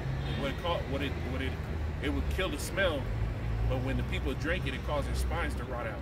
Oh my goodness! Damn. So like the poor people, that way they'd be able to get the milk. So as soon as the milk started going sour, they started putting borax in it. They use Catholic fucking nuns to sit here and promote it, and then everybody's spines started rotting out. So people had scoliosis, bent over to their fucking spines started rotting out. These devils have got shit to pay for this. They got shit to pay for, bro. A natural cleaning agent. These devils are like, yeah, let's give it to it. They knew what was happening. They didn't give a fuck. Just like now, they know what's happening with this whole, with the Juicy Juice, the House of Pain, the Capri Sun, right? The turkey baster, whatever you want to call it, man. There's a lot of soldiers dying that have taken the fourth one. Yep. So, hey, just because you wanted to get Boost Mobile, right? We got to come up with all these fucking terms, man. You know, Jay got to put salt in it. They just started coming out with talking about how goldfish got a chemical in them that's actually plastic. Wow. So they're saying that this chemical is causing all kinds of people cancer, man. And you see, there are all these like low-end foods that Jacob buys, man. Yep. You see, that's why you don't all these whole foods. What do you see in there, man? Edomites, man. The brothers on the East Coast, they call it whole check, man. Because you go in there, you spend your whole damn check on some food. Yeah. You see? Because that's built up for Esau, man. Yep. That's why pork is the cheapest meat. Well, hey, that's why you fucking devils are gonna get destroyed in the kingdom, man. Yep. It is gonna be part of the new worship for the Lord of us fucking you up daily, bro. Yep. Right? We ain't wait till our eyes pop open. We wake up, we pray to the Lord, the water Yahweh now shot for this day. Yep. And we're gonna get right to work, bro. Right to work. Just imagine like the Hanukkah, man. Yep. Right? Because that's a holiday, and remembering overcoming Esau, man. Oh man. Yep. We're gonna be just taking Esau out by all their numbers. Yep. Every Edomite's gonna taste it at least probably 100 times each. Yep. And we're gonna have the power to put your spirit back into that body, bro. Right? If you think about it, we're gonna deal by the law, man. The scriptures tell you you're not supposed to give anybody over 40 lashes, right? So every strike we hit you with is gonna feel like the whole 40 lash. We're gonna play within the law, man, but we're gonna make sure you feel it, man. One strike, 40, it's gonna feel like 40 lashes. And you got 39 more of them motherfuckers coming, bro. Yep. Right? Go ahead. Baruch chapter 4 and 32. Miserable are the cities which thy children serve. Miserable is she that received thy sons. Oh, there we go. For as she rejoiced at thy ruin and was glad of thy fall. Yep. Hey, hasn't America been glad at the fall of the so-called Negroes, Hispanics, and Native Americans? Man, they make fucking holidays about this shit, man. Every year, these niggas are celebrating the 4th of July. Nigga, the 4th of July represented when these devils had free reign to do whatever the fuck they wanted to. Don't you know in England, they so-called ended slavery in England before they ended it here. And them motherfuckers was coming over here, setting up shop, because they wanted slaves still, man. Right? What do you think they have all these like high-end quarters going back to the you know the 15th, 16th, 17th, 18th centuries, man? It was all Esau coming over there from England, had that old money, came over here, set up shop too. Went over there in the fucking Bahamas, set up shop too. These devils are religiously fucking you up, and we're gonna religiously fuck you devils up. Yep. Yeah, you see that in California. It's like the same two families rule all the governing systems out there, man. One of the brothers out there was going in on it. Yeah. That was the same two families. Yeah. They got all these different mayors for these spots, governors for, and they all are connected, man. The same families. What's the one that's from here? She's from here. Old dusty bitch. I forgot her name. She's one of them. What's the governor for here? The old bitch. She was the Speaker of the House. Pelosi. Pelosi. She's one of. That's one of the families in California. They're big. That's why the mayor of California now. That's why he got in. That's why they have all that money, because they sat there and made sure they made laws that all the work, all the construction work, all the building had to go through them.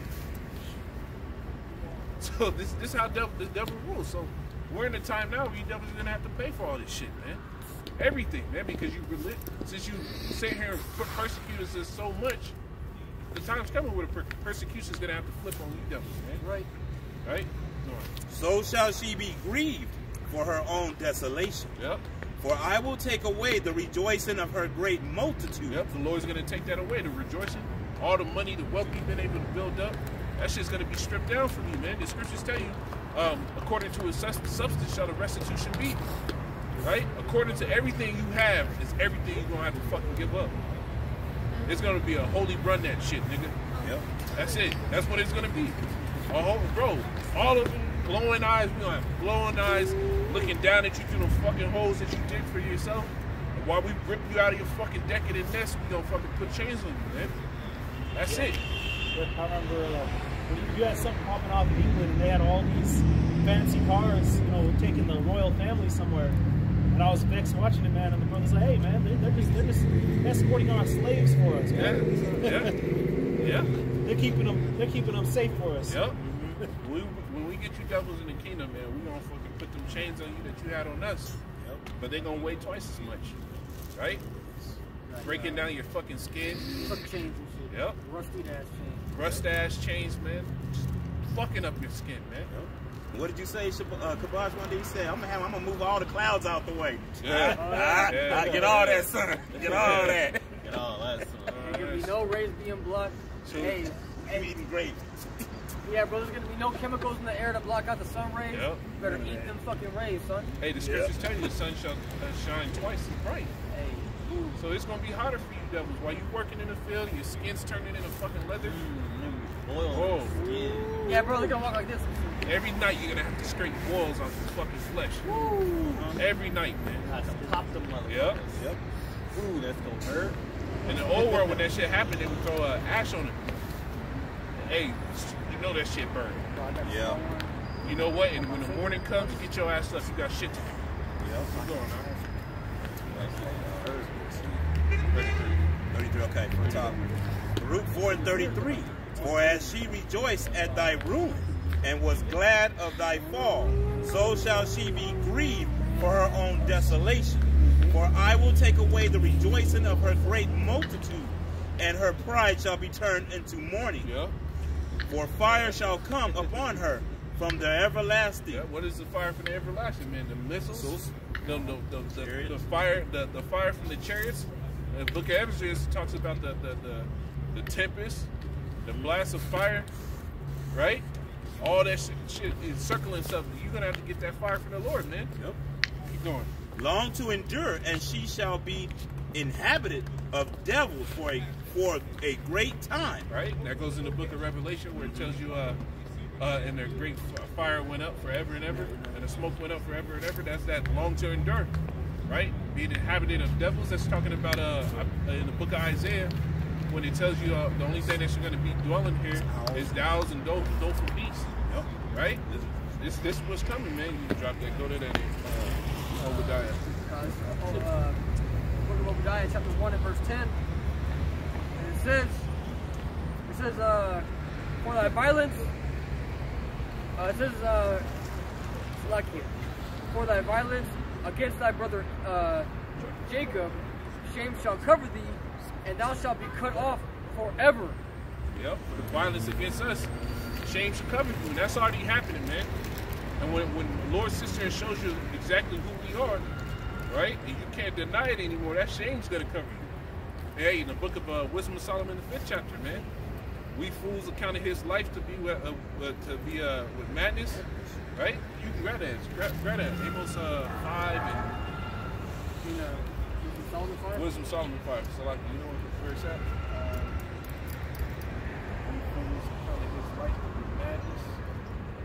You go ahead and look for that, man. But basically, got it. Go ahead. This is from the book of Wisdom of Solomon, chapter 5, and verse 4, and it says, "We fools accounted his life madness." It says, "and his end to be without honor." You see, so while they sat there and saw us on TV shooting each other, they put out all type of news articles, all type of shit to defame us. Right? Like the scriptures say in the book of Psalms, man, they only consent to cast him down from his excellency. Right? While he was doing all that, he was counting our life to be madness. Esau still thinks of Jake like a fucking wild beast. That's because a lot of niggas do act like wild beasts. You know? Right? But at the end of the day, Jake in his wildest fucking decrepit state is way better than you fucking devils. Right? The scriptures tell you all Israel's gonna be righteous. You know what I hate about people is that I was watching this video where this dude said, he was like, everybody enslaved everybody. You had everybody in slavery, blah, blah, blah, and all that bullshit. And I put on a comment board, I said that was a slavery. I said slavery was not done like it was done unto blacks, Hispanics, and Native Americans.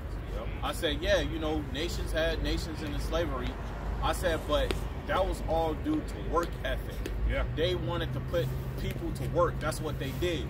I'm like, but the so-called white man, he didn't just do that. He didn't just put us to work, man. He was eating us. Yep. He was boiling our children. Yep. You know, he was feeding us to alligators. He was doing some foul-ass shit. Cutting limbs, what I don't understand is he was doing experiment shit. He had, just like a farm, he had black people on hooks by their thumbs, hanging by their thumbs on hooks, man. And then you know what he'll do? He'll whoop you until your flesh was just open and you was bleeding all over. Then he will put season on your fucking body. Yep. And then he will eat your ass, man. So you ain't about to sit here and tell me that slavery was like the slavery that was done unto black, Hispanics, and Native Americans. When I put that shit on the comment board, he ain't say shit, man. Because what can you say? You can't say that other nations were done like unto our people. No, they weren't. You can't say that because they weren't. No. Hey, bro, what they did to Jake was way worse. It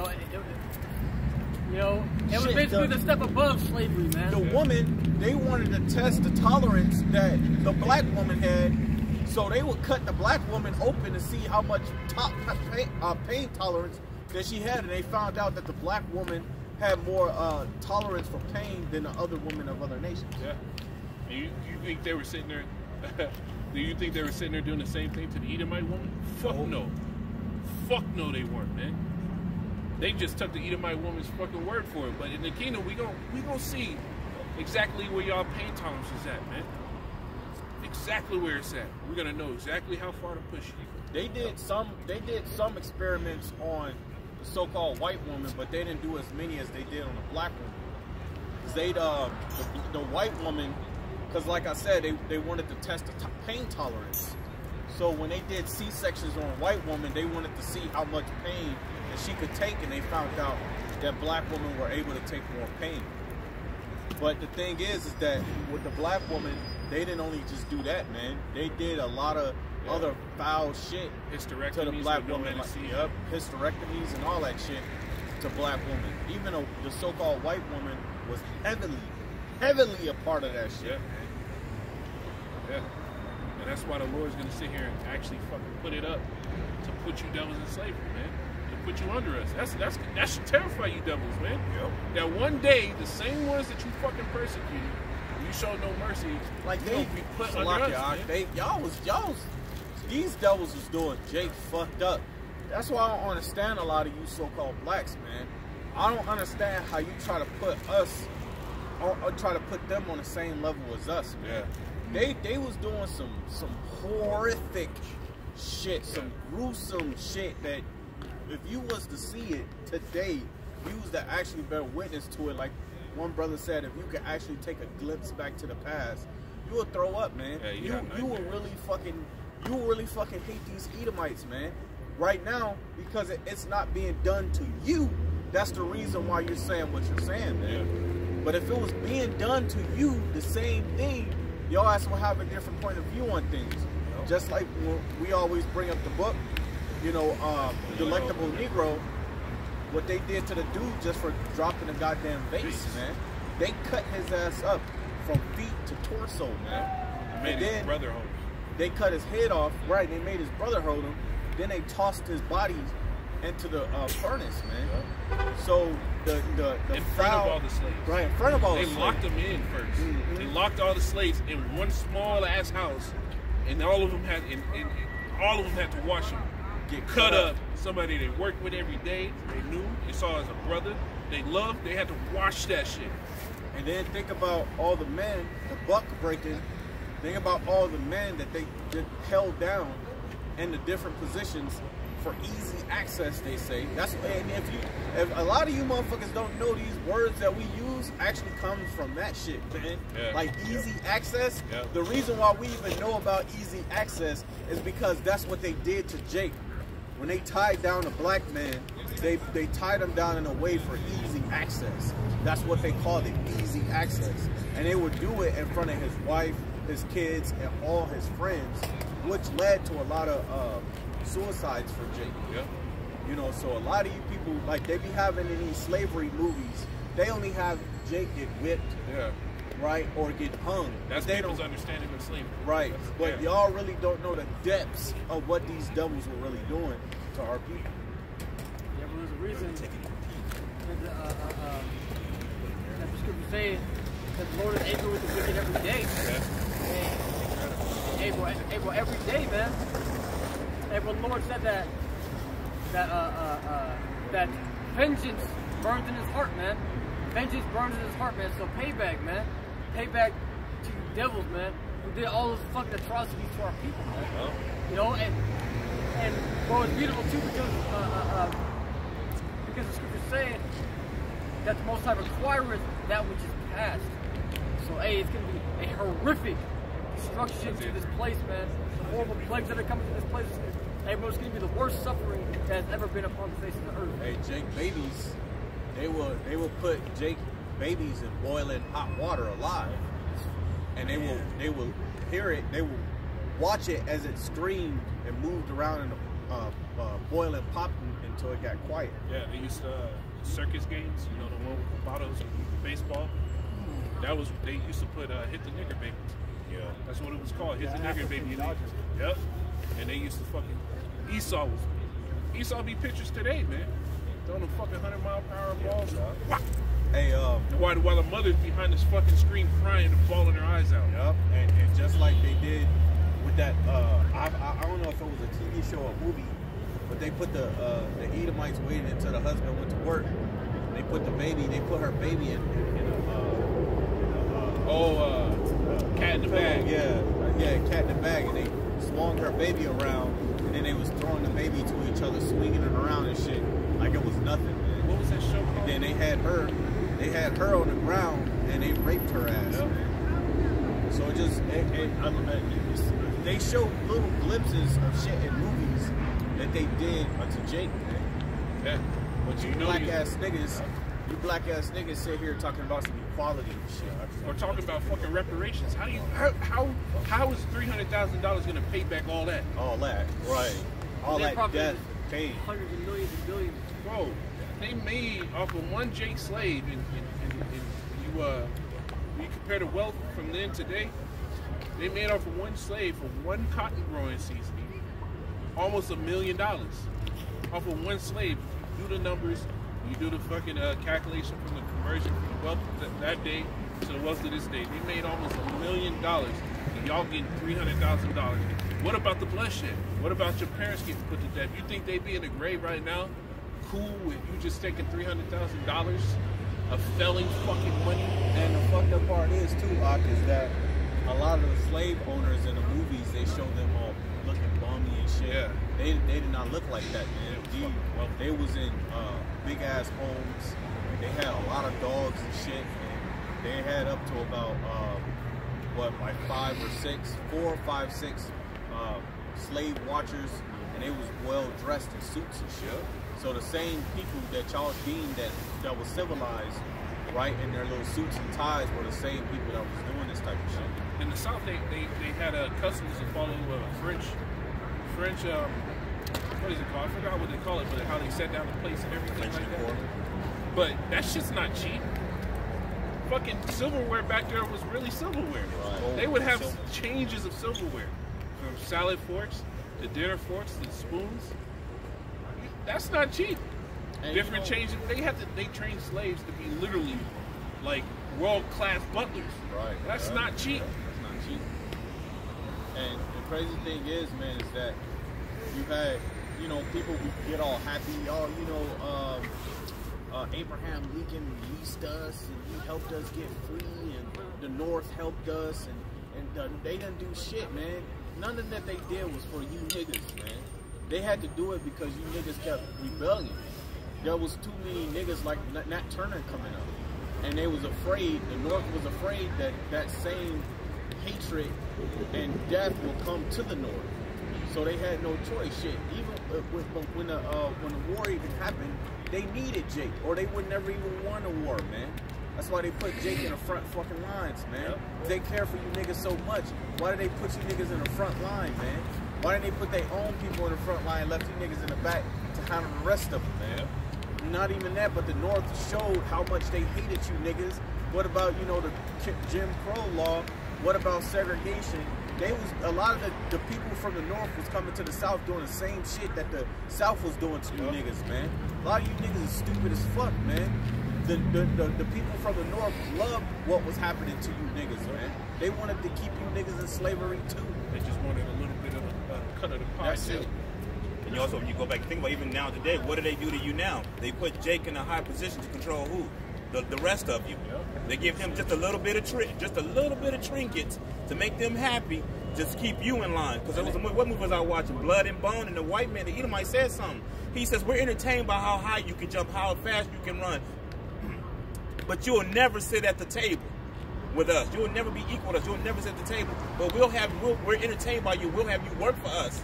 And so your own people will look down upon you, or how you say, like I just said, your own people will look up at you, and you control your own people. And it's fucked up too, man, because you could, if you work at a job today and you have a Jake, and a lot of times, HR, a lot of HR be women, women Jake, they be women Jake, Eve and shit.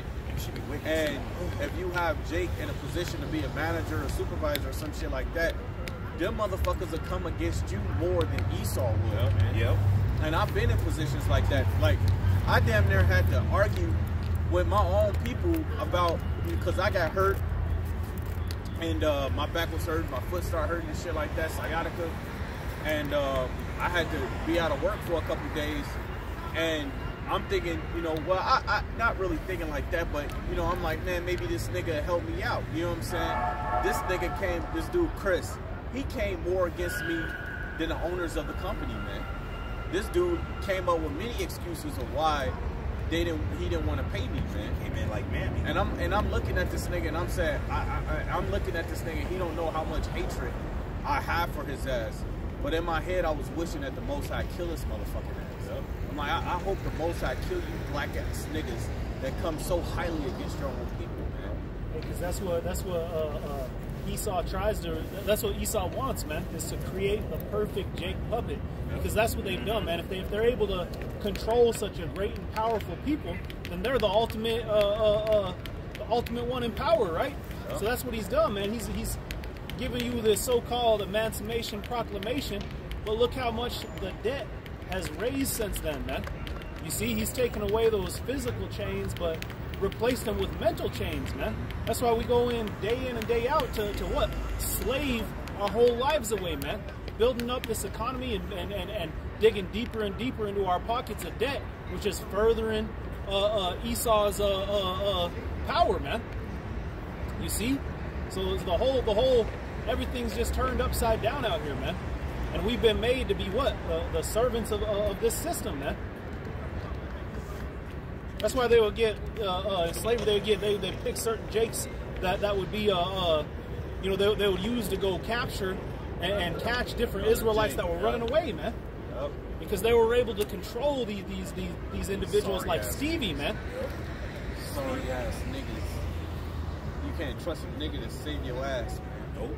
When the Lord said never trust thy enemy, he's talking about them niggas too. Yep. You can't trust these niggas either, man, because these niggas be trying to lick Esau's ass too. If you find a business, if you find a nigga in a business, you use that nigga for what you use him for. Use him to make a little bit of money and that's it. Don't befriend that nigga. Don't treat that nigga like a friend or nothing like that, man. Use that nigga to get in a position that you want to get into, then walk away from that nigga, man. Because Jake, man, he's not worth trusting. That nigga will dime you out in a heartbeat, man. Every man is a plan. The scripture say. Just to be a better slave. Just to be a better slave. You know, like I just do Jose, man. When I used to work at Homer Electric, that dude Jose was a motherfucking slave for real. He was already on. They was already trying to retire this dude, man. They was giving him retirement papers, telling him to retire and shit. But he was a good slave, man. He was and if you didn't do something, he would snitch you out in a heartbeat, man. He would snitch you out in a heartbeat. You got Jakes, man, that's just willing to be slaves for if it was up to 2/3 of our people, we would be slaves forever. Yeah. Mm-hmm. Hey, they try harder because they're trying to please Esau, man. Yeah. This is I got a couple quick ones. This is slaves forever. Exodus 11:7. It says, "But against any of the children of Israel shall not a dog move his tongue against man or beast, that ye may know how that the Lord doeth put a difference between the Egyptians and Israel," man. So there's a difference between us and these heathen nations, man. All right. The difference is that the Heavenly Father has put a target on the back of those who come against the Israelites, because He's put His name on us, man. Not even a dog to lift its tongue. You see, and they've done more than allow their dogs to bark at us, man. Yeah. So they got a heavy judgment coming. And again, difference than the Hamite. You see, the Hamite being the Egyptian, there wasn't there. They don't say nothing about that, man. But you Israelites, there is a judgment, a specific horrific judgment for those that come against you, man. All right, which is why the scriptures say what? Psalms 137 in verse 8, it says, "O daughter of Babylon, who art to be destroyed, happy shall he be that rewardeth thee as thou hast served us. Happy shall he be that taketh and dasheth thy little one against the stones." Because again, that's what they did to us, man. They're cutting the womb open of our women and letting the baby come out so they could stomp it out, man. And these are all things that we've encountered in previous times, man. Man, a lot of you traitor ass niggas, man. I wish the Most High could put an Edomite spirit. Because you got to think about that, man. The scriptures say what? That the spirit of the prophet is subject to the prophet. So in all these lives, whoever the elect may be, Lord willing we be of that number, but whoever they be, man, in all these lives, they've been catching L's, man. Yep. You see, they've had a different spirit than that get along, than that Stevie, than that serve Esau type of spirit, man. So just imagine the type of wrath that the Heavenly Father is going to stir your mind up into remembrance from all these lives that you've endured, the damn devil having his hands on us, man. Man. That's wrath, man. This is Isaiah 3:15. What mean ye that ye beat my people? Start up. 14. Isaiah 3:14. The Lord will enter into... 13. Isaiah 3:13. The Lord standeth up to plead and standeth to judge the people. The Lord will enter into judgment with the ancients of his people and the princes thereof. For ye have eaten up the vineyard, the spoil of the poor is in your house. And these devils have eaten up Jake, fully devoured Jake, like the scriptures say. Fully fucking devoured Jake. What mean ye that ye beat my people to pieces and grind the faces of the poor? You see, that's what these devils have done. Continually beat us to fucking pieces, man. Literally, bro. And mentally. Yeah. And when, like your brother said, hey, when the literal beating was over, these devils made up for all type of laws to crush your fucking spirit, man. Everything from one hell to the next. It was crazy. Like Jake was literally thought they got over fucking redlining, got over Jim Crow, and something new came. Then the crack era came. Right? Crack era was over. What? 3 strike laws came. Yep. Right? Drop that. Get that. Jeremiah 50 and verse 7. It says all that found them have devoured them, and their adversaries said, we offend not. That's what Esau's done, man. They said they didn't offend. They really think that like what they were doing was all on the Lord's say so and plan. This is what was right. It's right for Edomite to fucking rule over Israelite. That's what they think. Keep going, right? It says, we offend not because they have sinned against the Lord Yahweh. Hey, they justify fucking you up because you fucked up. Ain't that a devil, bro? Yeah, I'm doing what's good because, well, you niggas are fuck ups anyway. That's Esau. That's his fucking mindset, bro. But at the end of the day, the Lord's gonna be the one that's gonna judge this, right? He said, I gave my people into thy hand, and I cast away all pity, right? But the Lord was gonna set us in order before your eyes, and that's what's happening. So now that we've been set in order, right, and the Lord is gonna perfect us in these days. Once that perfection is done, like the scriptures say, having in readiness to recompense tribulation to those that trouble you, right? When your obedience is fulfilled, right? To avenge all disobedience, man. We're roughly paraphrasing. Go ahead, It says, because they have sinned against the Lord, the habitation of justice. It says, even the Lord, the hope of their fathers, remove out of the midst of Babylon and go forth out of the land of the Chaldeans.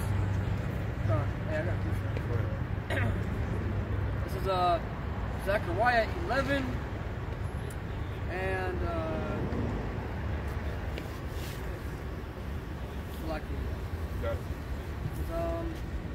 Zechariah 11.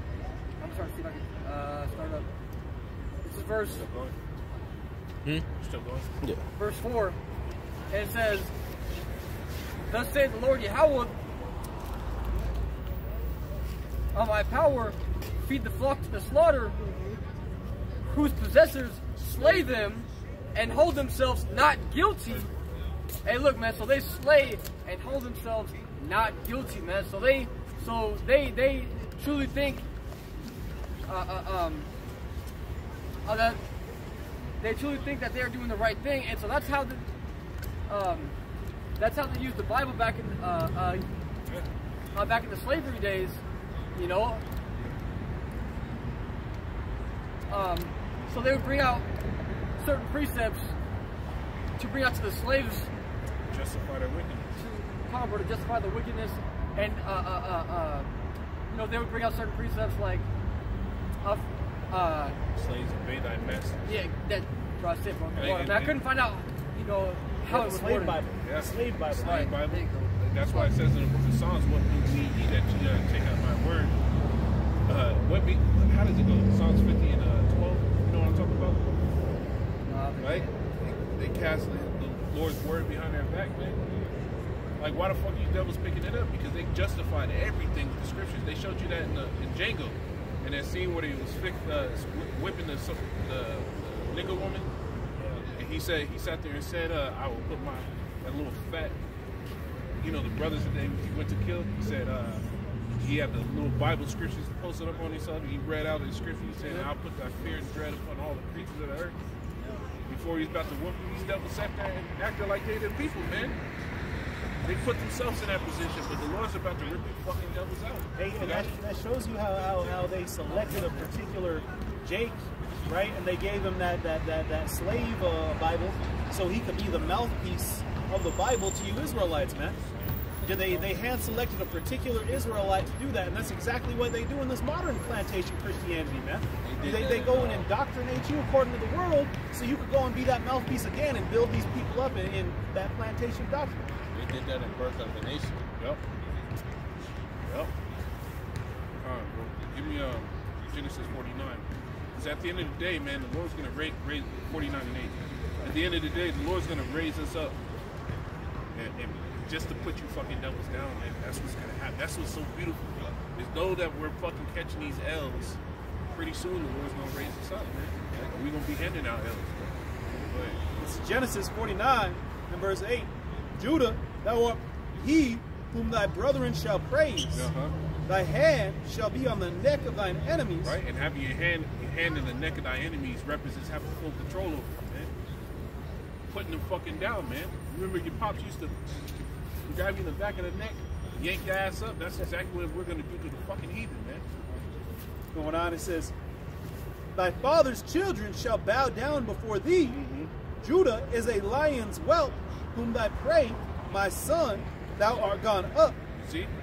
We're going to be a lion's whelp, man. Hey, Judah is going to sit here and be the first one to get their lick, right? It's going to happen, man. Jake is going to fucking turn in that. He's going to be raised up from that old lion stake, and the Lord's going to make what Judah a terror to all them around about, right? And that happened once already in the flesh, right? Judah came up and started moving against Esau, and now it's going to happen in the flesh, man. That's why I said I'll raise up the tents of Judah first, to cause the rest of us tribes to wake up and come out of this slave mentality that we've all been driven into, man. Because everything started with the Judite, man. All the fucking movies, music, right? When Judah started rapping, what Issachar started getting into, Gad started getting into, right? Judah got into the boxing scene, everybody else pulled up into it, right? Everything started with Judah, man. Everything, man. The fucking rock and roll era started with fucking Judah, man. You had Tutti Frutti, hey, you had jazz, all Country too.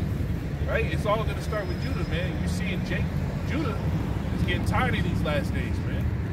They fucking wilding out. They don't give a fuck no more. And the Lord's only gonna increase that when more and more hell starts coming. Hey, Jake is gonna rise up, man. You devils will fucking through after that. I got one straight going on, verse 9, finish it off. It says, thou art gone up. He stooped down. He crouched as a lion, and as an old lion, who shall rouse him up? Yep. So that's what Judah's like, man. That lion, like that. Hey, what does that other scripture say in the smaller prophets book? That that Israel's gonna be as a lion among sheep, man. You see? So is that he's gonna bring out that, manifest that lion spirit within Judah once again, man. Going on, verse 10, and it said, "What? Who shall rouse him up?" Meaning what? That lion mentality's in Judah, but Esau has created a slave out of us, man. So where does that lion mentality come out? Against each other, man. You know, and I used to think that even when I was in the world, man. I used to notice that, you know, I'll go walk up and I'll see, you know, a Southern Kingdom Jake, and we'd be ready to fight, man, just naturally. But you know, you go around Esau and you ain't like that, man. In fact, you go to work and you bow down to Esau. Hey, how could I serve you better today, E? So again, he's abolished these physical chains and created the mental ones, man. Well, the Heavenly Father's gonna rouse up Judah again as that lion, as he's supposed to be, like the scriptures say, who will I'll raise you up, sons of Israel, against thou sons of Greece, man. This goes all the way back to this damn cracker, man. His current beast system that he has today. Look at 2 Samuel. 2 Samuel chapter 22 and verse 41, and it says, "Thou hast given me the neck of."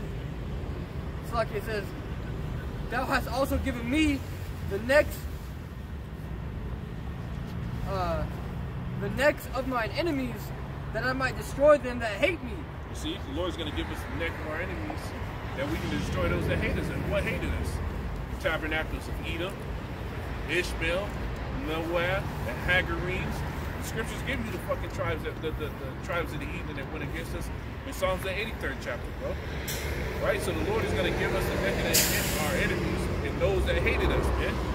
Keep going. This is verse 43, and it says, "Then did I beat them."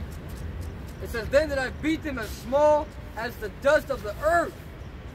I did stamp them as the mire of the street, and did spread them abroad." Man, that's what we're gonna do, man. We're gonna fucking beat y'all down, stamp you, and spread you fucking abroad. That's in the book of Daniel, when it talks about the mountain that smote the statue, right? You know what I'm talking about? It's Daniel's. Man, start up on that again. God, this is 2 Samuel 22 and verse 41, and it says, "Thou hast given me the necks of mine enemies, that I might destroy them that hate me. They," it says, "they looked, but there was none to save."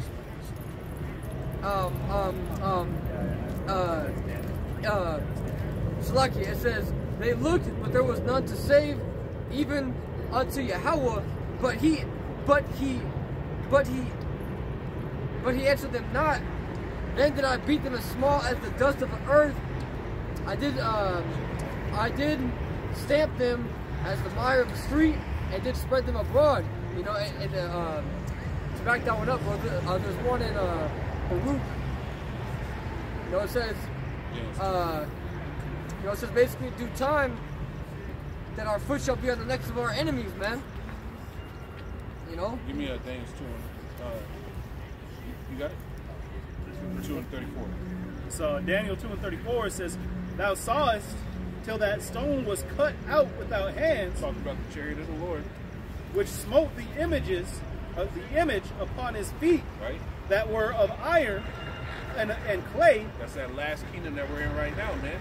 Just like he read in the book of Samuel, man. We're gonna beat them small, and spread them, and break them into pieces. Then was the iron, the clay, the brass, the silver, and the gold broken in pieces together. All the rulerships of the fucking heathen, man. All those that hated us, man. Keep going. And became like the chaff of the summer threshing floors. And the wind carried them away, that no place was found for them. And the stone that smote the image became a great mountain, and filled the whole earth. And that stone that became a great mountain and filled the whole earth, that's talking about Israel, man. Right? We're going to put you devils down. The Lord is going to put you devils down first. Right? And we're going to grow into this great kingdom, man. We're going to grow into a great kingdom, and you devils will never get another rise again. Go ahead and preach that. Micah 4 and verse... I'm going to start down on verse 13. It says, we'll go to verse 12. It says, "But they know not the thoughts of the Lord, neither understand they his counsel, for he shall gather them as the sheaves into the floor.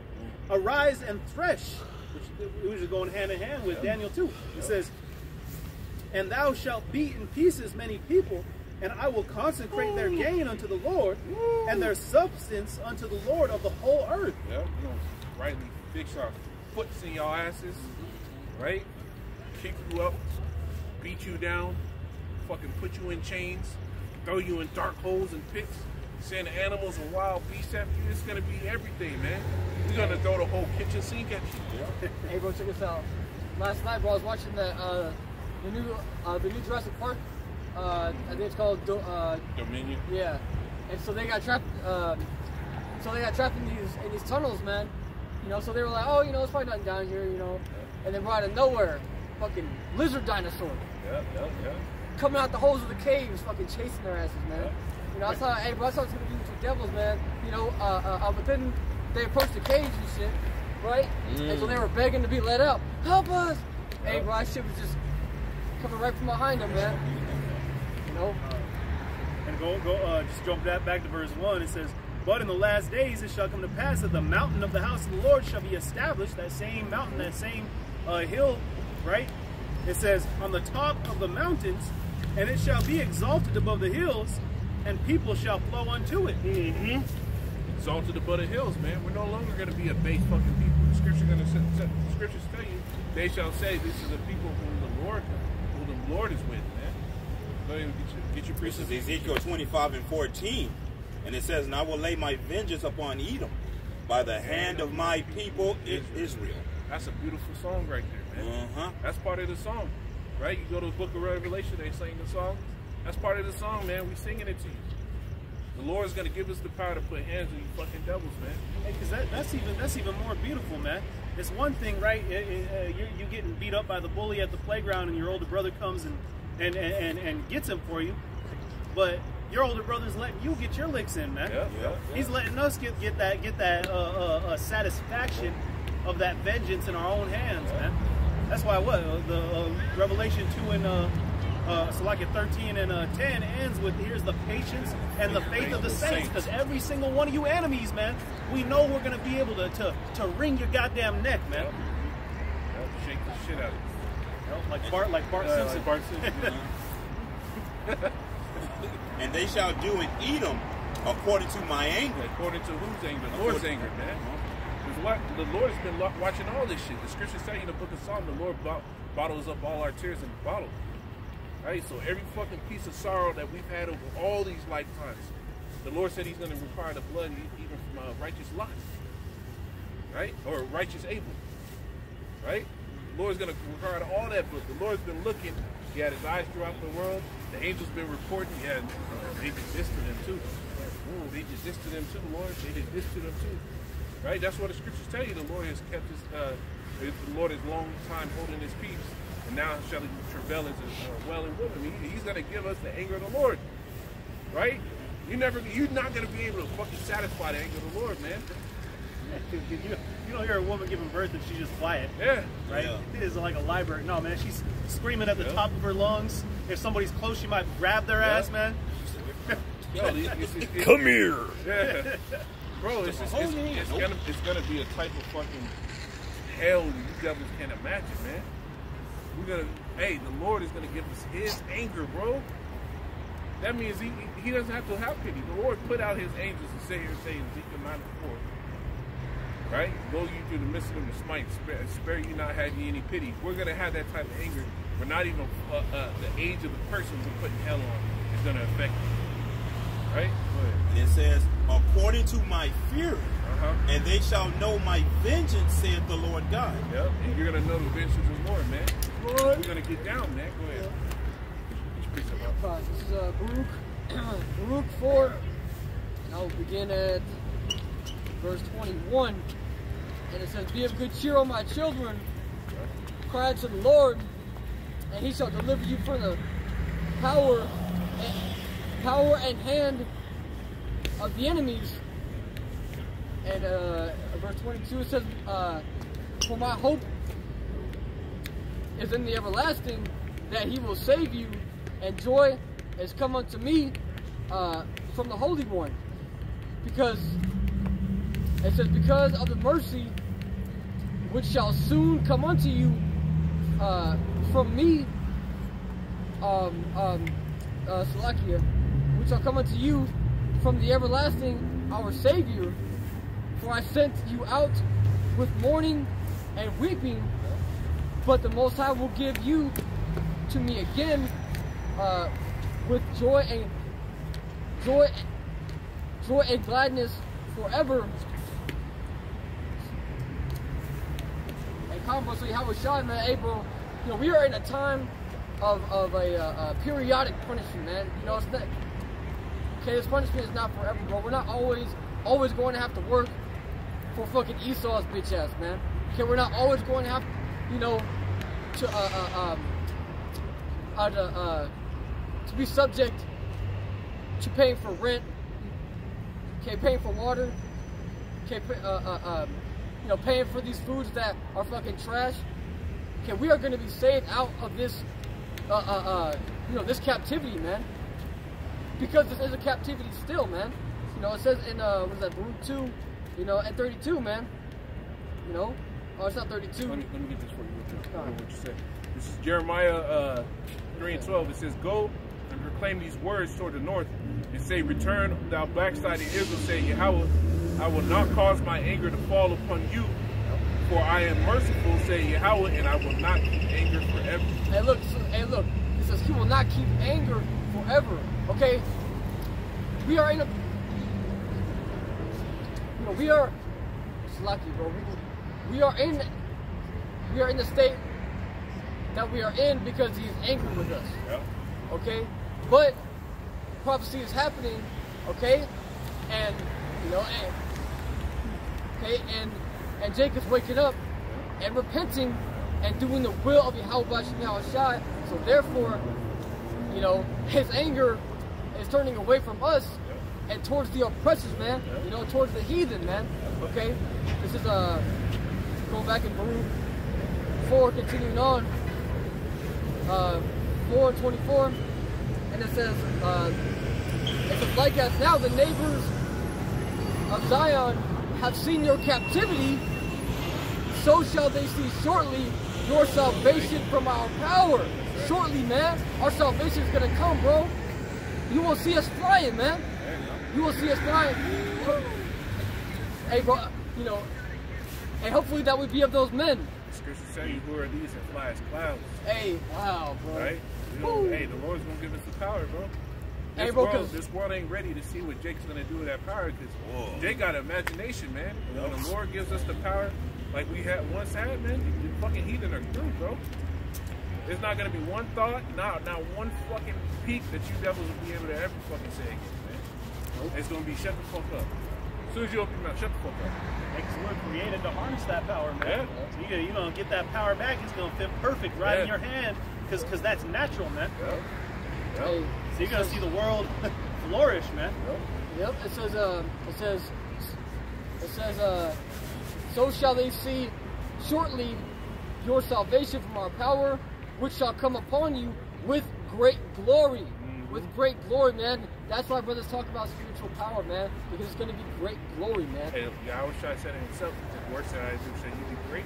Yep. Right? Wasn't the Lord sitting there moving through whole crowds of people, evading them? They tried to push him off the cliff, and the Lord just, Hey, and when the Lord was able, you know, and when the Lord was able to manipulate the elements. Yeah. You know, Jake was in there trying to fucking grab him too. He raised Lazarus from the dead. Yep. Man. And there's things that he did that's not written in the book. Yeah. Yep. Hey, you had that one woman that all she did was touch his garment and got healed, man. And he even felt the power leave his body. Wow. That's what kind of level. That's what kind of level the elect are going to be on, man. Any greater. You join heirs with Yahweh Shai, man. Hey, the scripture says that we're gonna move like sparks among the stubble. Hey, bro, that's when these devils get, you know, get the water, bro. They fucking speak, man. This is verse 25, and it says, my children, suffer patiently the wrath that has come upon you from the Most High. Look, see, okay, to prove the point, you know, that He is now pissed off with us, but not forever. Okay, it says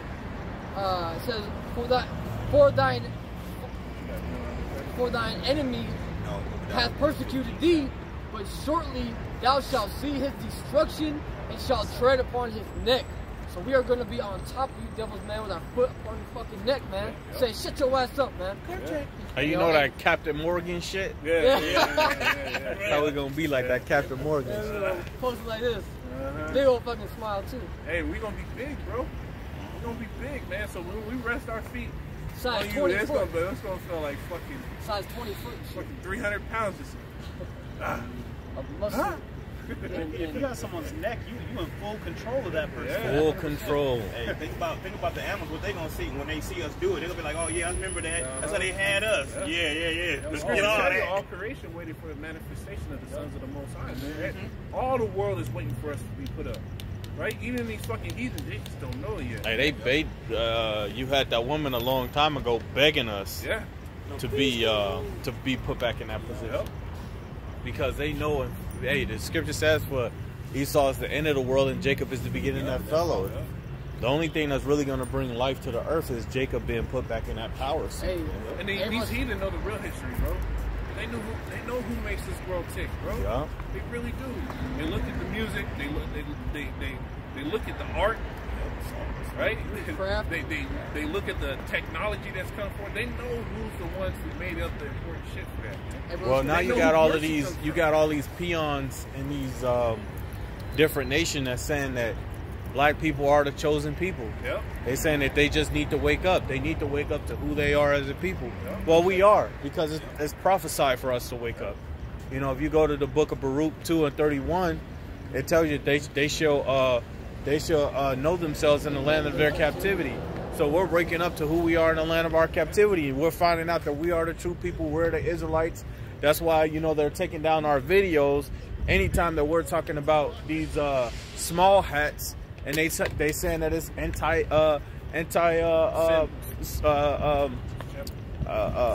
Semitic, right? Because they know they're not the true people. If they were the true people, then why ain't the prophecies coming to pass? Why is there still war on the earth? Why don't y'all have, you know, that spiritual power like the Bible talks about, right? Why ain't y'all flying around? Why ain't y'all moving amongst sparks in the stubble? Well, why ain't that happening to you small hats? Because you're not a true people.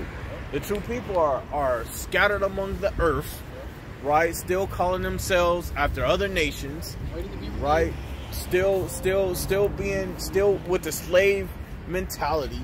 So it just goes to show you that the prophecy of our people, you know, having that spiritual power and having the kingdom of heaven have not happened yet, man. And that's all we're waiting for. And it's happening on a small level because now we have the wisdom, knowledge, and understanding of what the Bible actually speaking about. And people are hating it. People are hating, you know, the people that hate that we're waking up are the people that love America. Or the ones who just hate the two thirds of Jake. They hate the two thirds of Jake. And the reason why they hate us by default so much because we are the children of the Lord, but also because the wicked of our people is still here. Fucking up the atmosphere, man. Right, you got niggas who love jumping out of vehicles, shooting other niggas, man. You got niggas who love, you know, fucking robbing other niggas. You got niggas who love being rappers and adulterers and shit. And what's not to hate about that, man? So it comes easy to the fucking evil. As soon as Esau comes before them, they're little bitches, man. Yeah. I saw a video Snoop Dogg put up, and it said like the modern gangsters under police pressure, and this dude was fucking crying. He had tears coming off his eyes, man, telling on his friend everything. The cop called him a couple times. Well, if you don't tell me, that you gonna get in trouble. Oh man, you can't do that me nigga. like that. Hey, that nigga gets He's like, oh, this is like a motherfucker. This is where he chills. This is mama. This is grandma. Yeah. Hey, Jake don't give a damn about gunning one of his people down, but be scared as hell of Esau, man. Hey, scared out of his goddamn wits. You don't see Esau in Chicago gunning down white people. They go to schools for that. Right? Right. Right? You go to school for that. Schools and churches. Mass shootings and shit. Hey, but you know what's bad? When South Park, when they make a bunch of episodes, and the teachers, you know, is teaching the students and shit, and you hear all these gunshots in the background, and the teacher's just still teaching like, oh, it's okay, children. It's okay.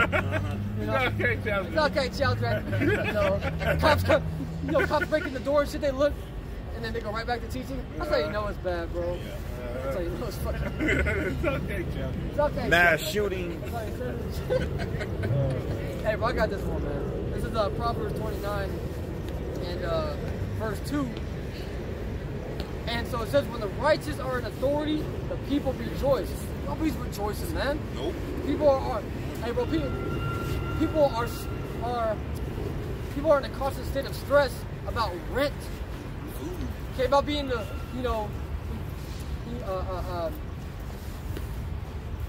okay, about being to work on time and shit. Because traffic's so fucking bad here, man. Hey, and it's cold too, because me and that brother Luana had damn near the same dream, where basically we both get the power. Well, I think in mine I got the power, and his he got saved and then put back in the earth, so he got to walk around and see things. And when I came back to the earth after I was done destroying niggas and shit, I was walking through the people. And before I got the power to start fucking people up, everybody's pissed, angry, fucking like real demonic aura on people. And when I came back after the destruction was happening, things were peaceful. Somebody told me the dream is just so much better now. And I was like, whoa. And the brother you wanted said the same thing happened at the end of his dream. They said it's so much better now. Yeah, bro. There has to be a war in order for there to be peace, man. Yep. Esau ain't gonna just give up the world and bow down to Yahweh Shem Yeah, be a Yahweh peaceful transition type shit. Yeah. You know, this is a. Nah, hell nah, because he know what he's going to be giving up. Yep. He going to be giving up all them riches, all that gold, everything. all that silver, Everything. all them damn diamonds and shit he got. Right? The world, he ain't going to be able to get on them helicopters no more. Them private jets. Yeah, no more child sacrifices. Right? No more child sacrifices. No more molesting kids and shit. No more that shit. No more Bohemian Grove with the aisles and shit. Everything you devils did will be no more. No more. The scriptures even say that you're going to be as green. Hey, Right? everyone says that the former world shall pass away and shall not be remembered. Ain't that No, shall not beautiful, come man? into mind. Ain't no more worrying about all this stress, this debt the brother's talking about, man. I was did that a lesson on that.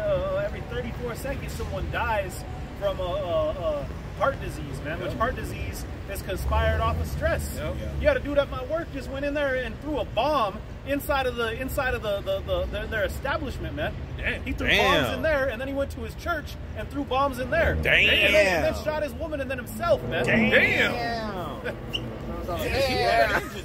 Hey, the Lord put a spirit on his ass. He was on a mission, man. Get to that nuclear plate. Yeah.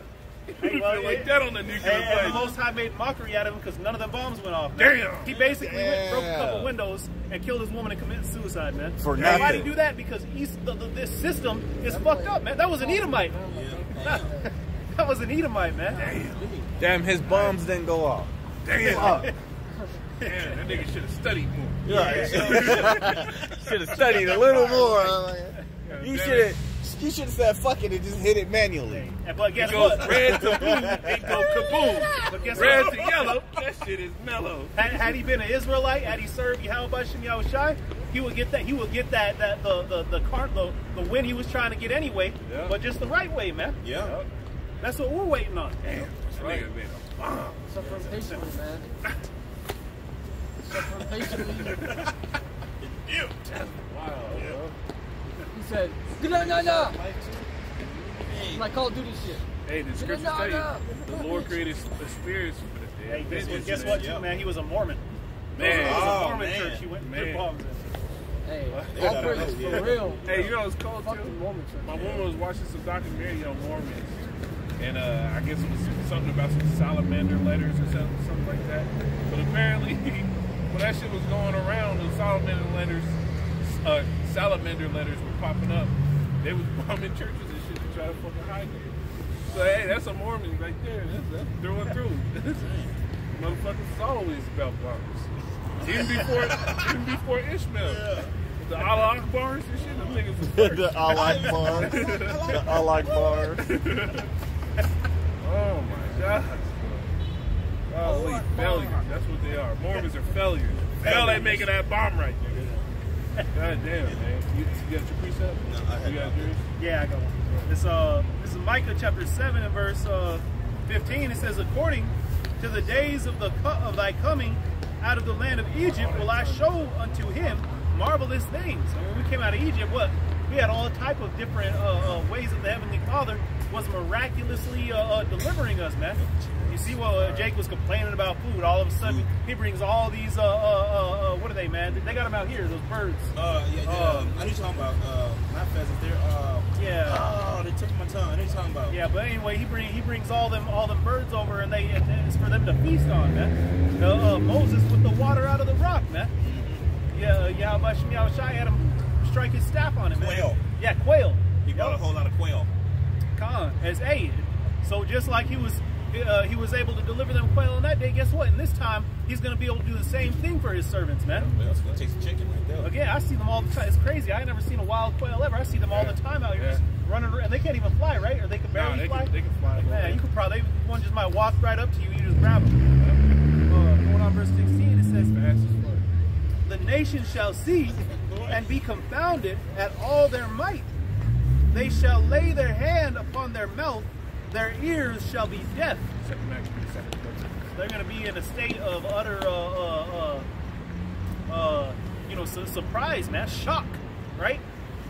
Seeing what's going to become of these Israelites, man. Verse 17, it says, they shall lick the dust like a serpent. Going back to this devil's, what the Heavenly Father told him in the garden, right?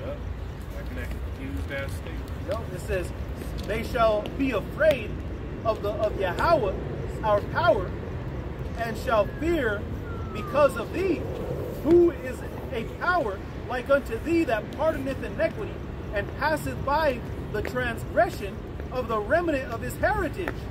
He retaineth not his anger forever, because he delighteth in mercy. He will turn again. He will have compassion upon us. He will subdue our iniquities, and thou wilt cast their sins into the depths of the sea. That's the sure mercies of David, bro. Right? Where the Lord is going to sit here and forgive all our iniquities. Blessed is he to whom iniquity is not imparted. Right? Thou wilt perform the truth of Jacob to Jacob, and the mercy to Abraham, which thou hast sworn unto our fathers from the days of old. And that's why what is that? Micah, is that Micah 3, where he says, because I change not, therefore you sons of Israel have not been consumed. Right, so hey, he changes not, meaning he's made this promise to Abraham, man. He's remembered this promise, and that's why you see us waking up out of this madness, man. Otherwise, we'd be out here teaching some kind of, weird stuff, man. Some type of bugged out worldly doctrine, man. We are in the new covenant. Yeah, nonsense. So we're living proof to the mercies of Yahweh Shem Yahweh Shai, and that Yahweh Shai is, man. Yep. Give me that. Look at that. This is from the book of Revelation, chapter 2 and verse, I'll start at 25, and it says, 24? I'll start at 24, and it says, 25. sorry. It says, but that which ye have already hold fast till I come, and he that overcometh and keepeth my works unto the end, to him will I give power over the nations. See, and these are the words of Yahweh Shai, man. Yep, for your desire to the Lord, for your obedience to his word, the Lord is going to give you power over the nations. And reward, man. That's great, man. Power over the nations, that means you control shit now, man. That's what we're working for. The Lord's going to give that to us. Boy, verse 27, it reads, it says, and he shall rule them with a rod of iron. Rod of iron, man. That rod of iron they sit there and fucking cuddle you with, bro. Beat the brakes off your ass, bro. Yeah. And it's like in Transformers, I think it's Age of Extinction, man. They're on the ship of the Knights, and so he pushes the sword and shit. Hey, well, so a whole cluster of weapons was there, man. You know, so that's what, hey, bro, we're gonna have an arsenal of beating y'all asses with, man. Hey, it's just like that that video we saw in my house from Tazar. The dude hit me on the head. The fucking stick. Hey, we gonna be Bugs Bunny? Nah, there's this video where this dude, like, they were in like some martial art. This dude standing up and these niggas like sitting down with a stick, hitting the fuck out their head, and it's dodge at the last minute. Yeah, bro, this was dodge. Right at the last second, like, that's how we gonna like, be fucking all up, bro. Or something, man. This is Revelation 2:27. It says, and he shall rule them with a rod of iron, as the vessels of a potter shall they be broken to shivers. Completely fucking destroyed, and that's what we're gonna do, though. Completely fucking destroyed. Finish it up. It says, even as I received of my Father, and I will give him the morning star. You see, even as the Lord received his Father, you can drop that. Going back to Psalms, I believe it's Psalms or Proverbs, the first and second chapter. Go ahead and get that. This is 2 Maccabees 7:33. And though the living Lord be angry with us a little while for our chastity. For our chastity. The Lord is only angry for a little bit. It's only been half a day with the Lord, man. Only half a day.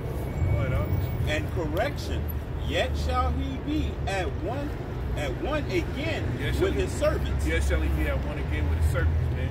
So there's going to be a day soon when the Lord is going to come back to us and deal with us directly, face to face. Right? And that's when you devils are fucking put out in his earth. Being caught up to the clouds with the Lord, man. The Lord willing to edify them, say, call law. Yeah, Yahweh, Ba'ashem Yahushai, Ba'ashem Rakakadash.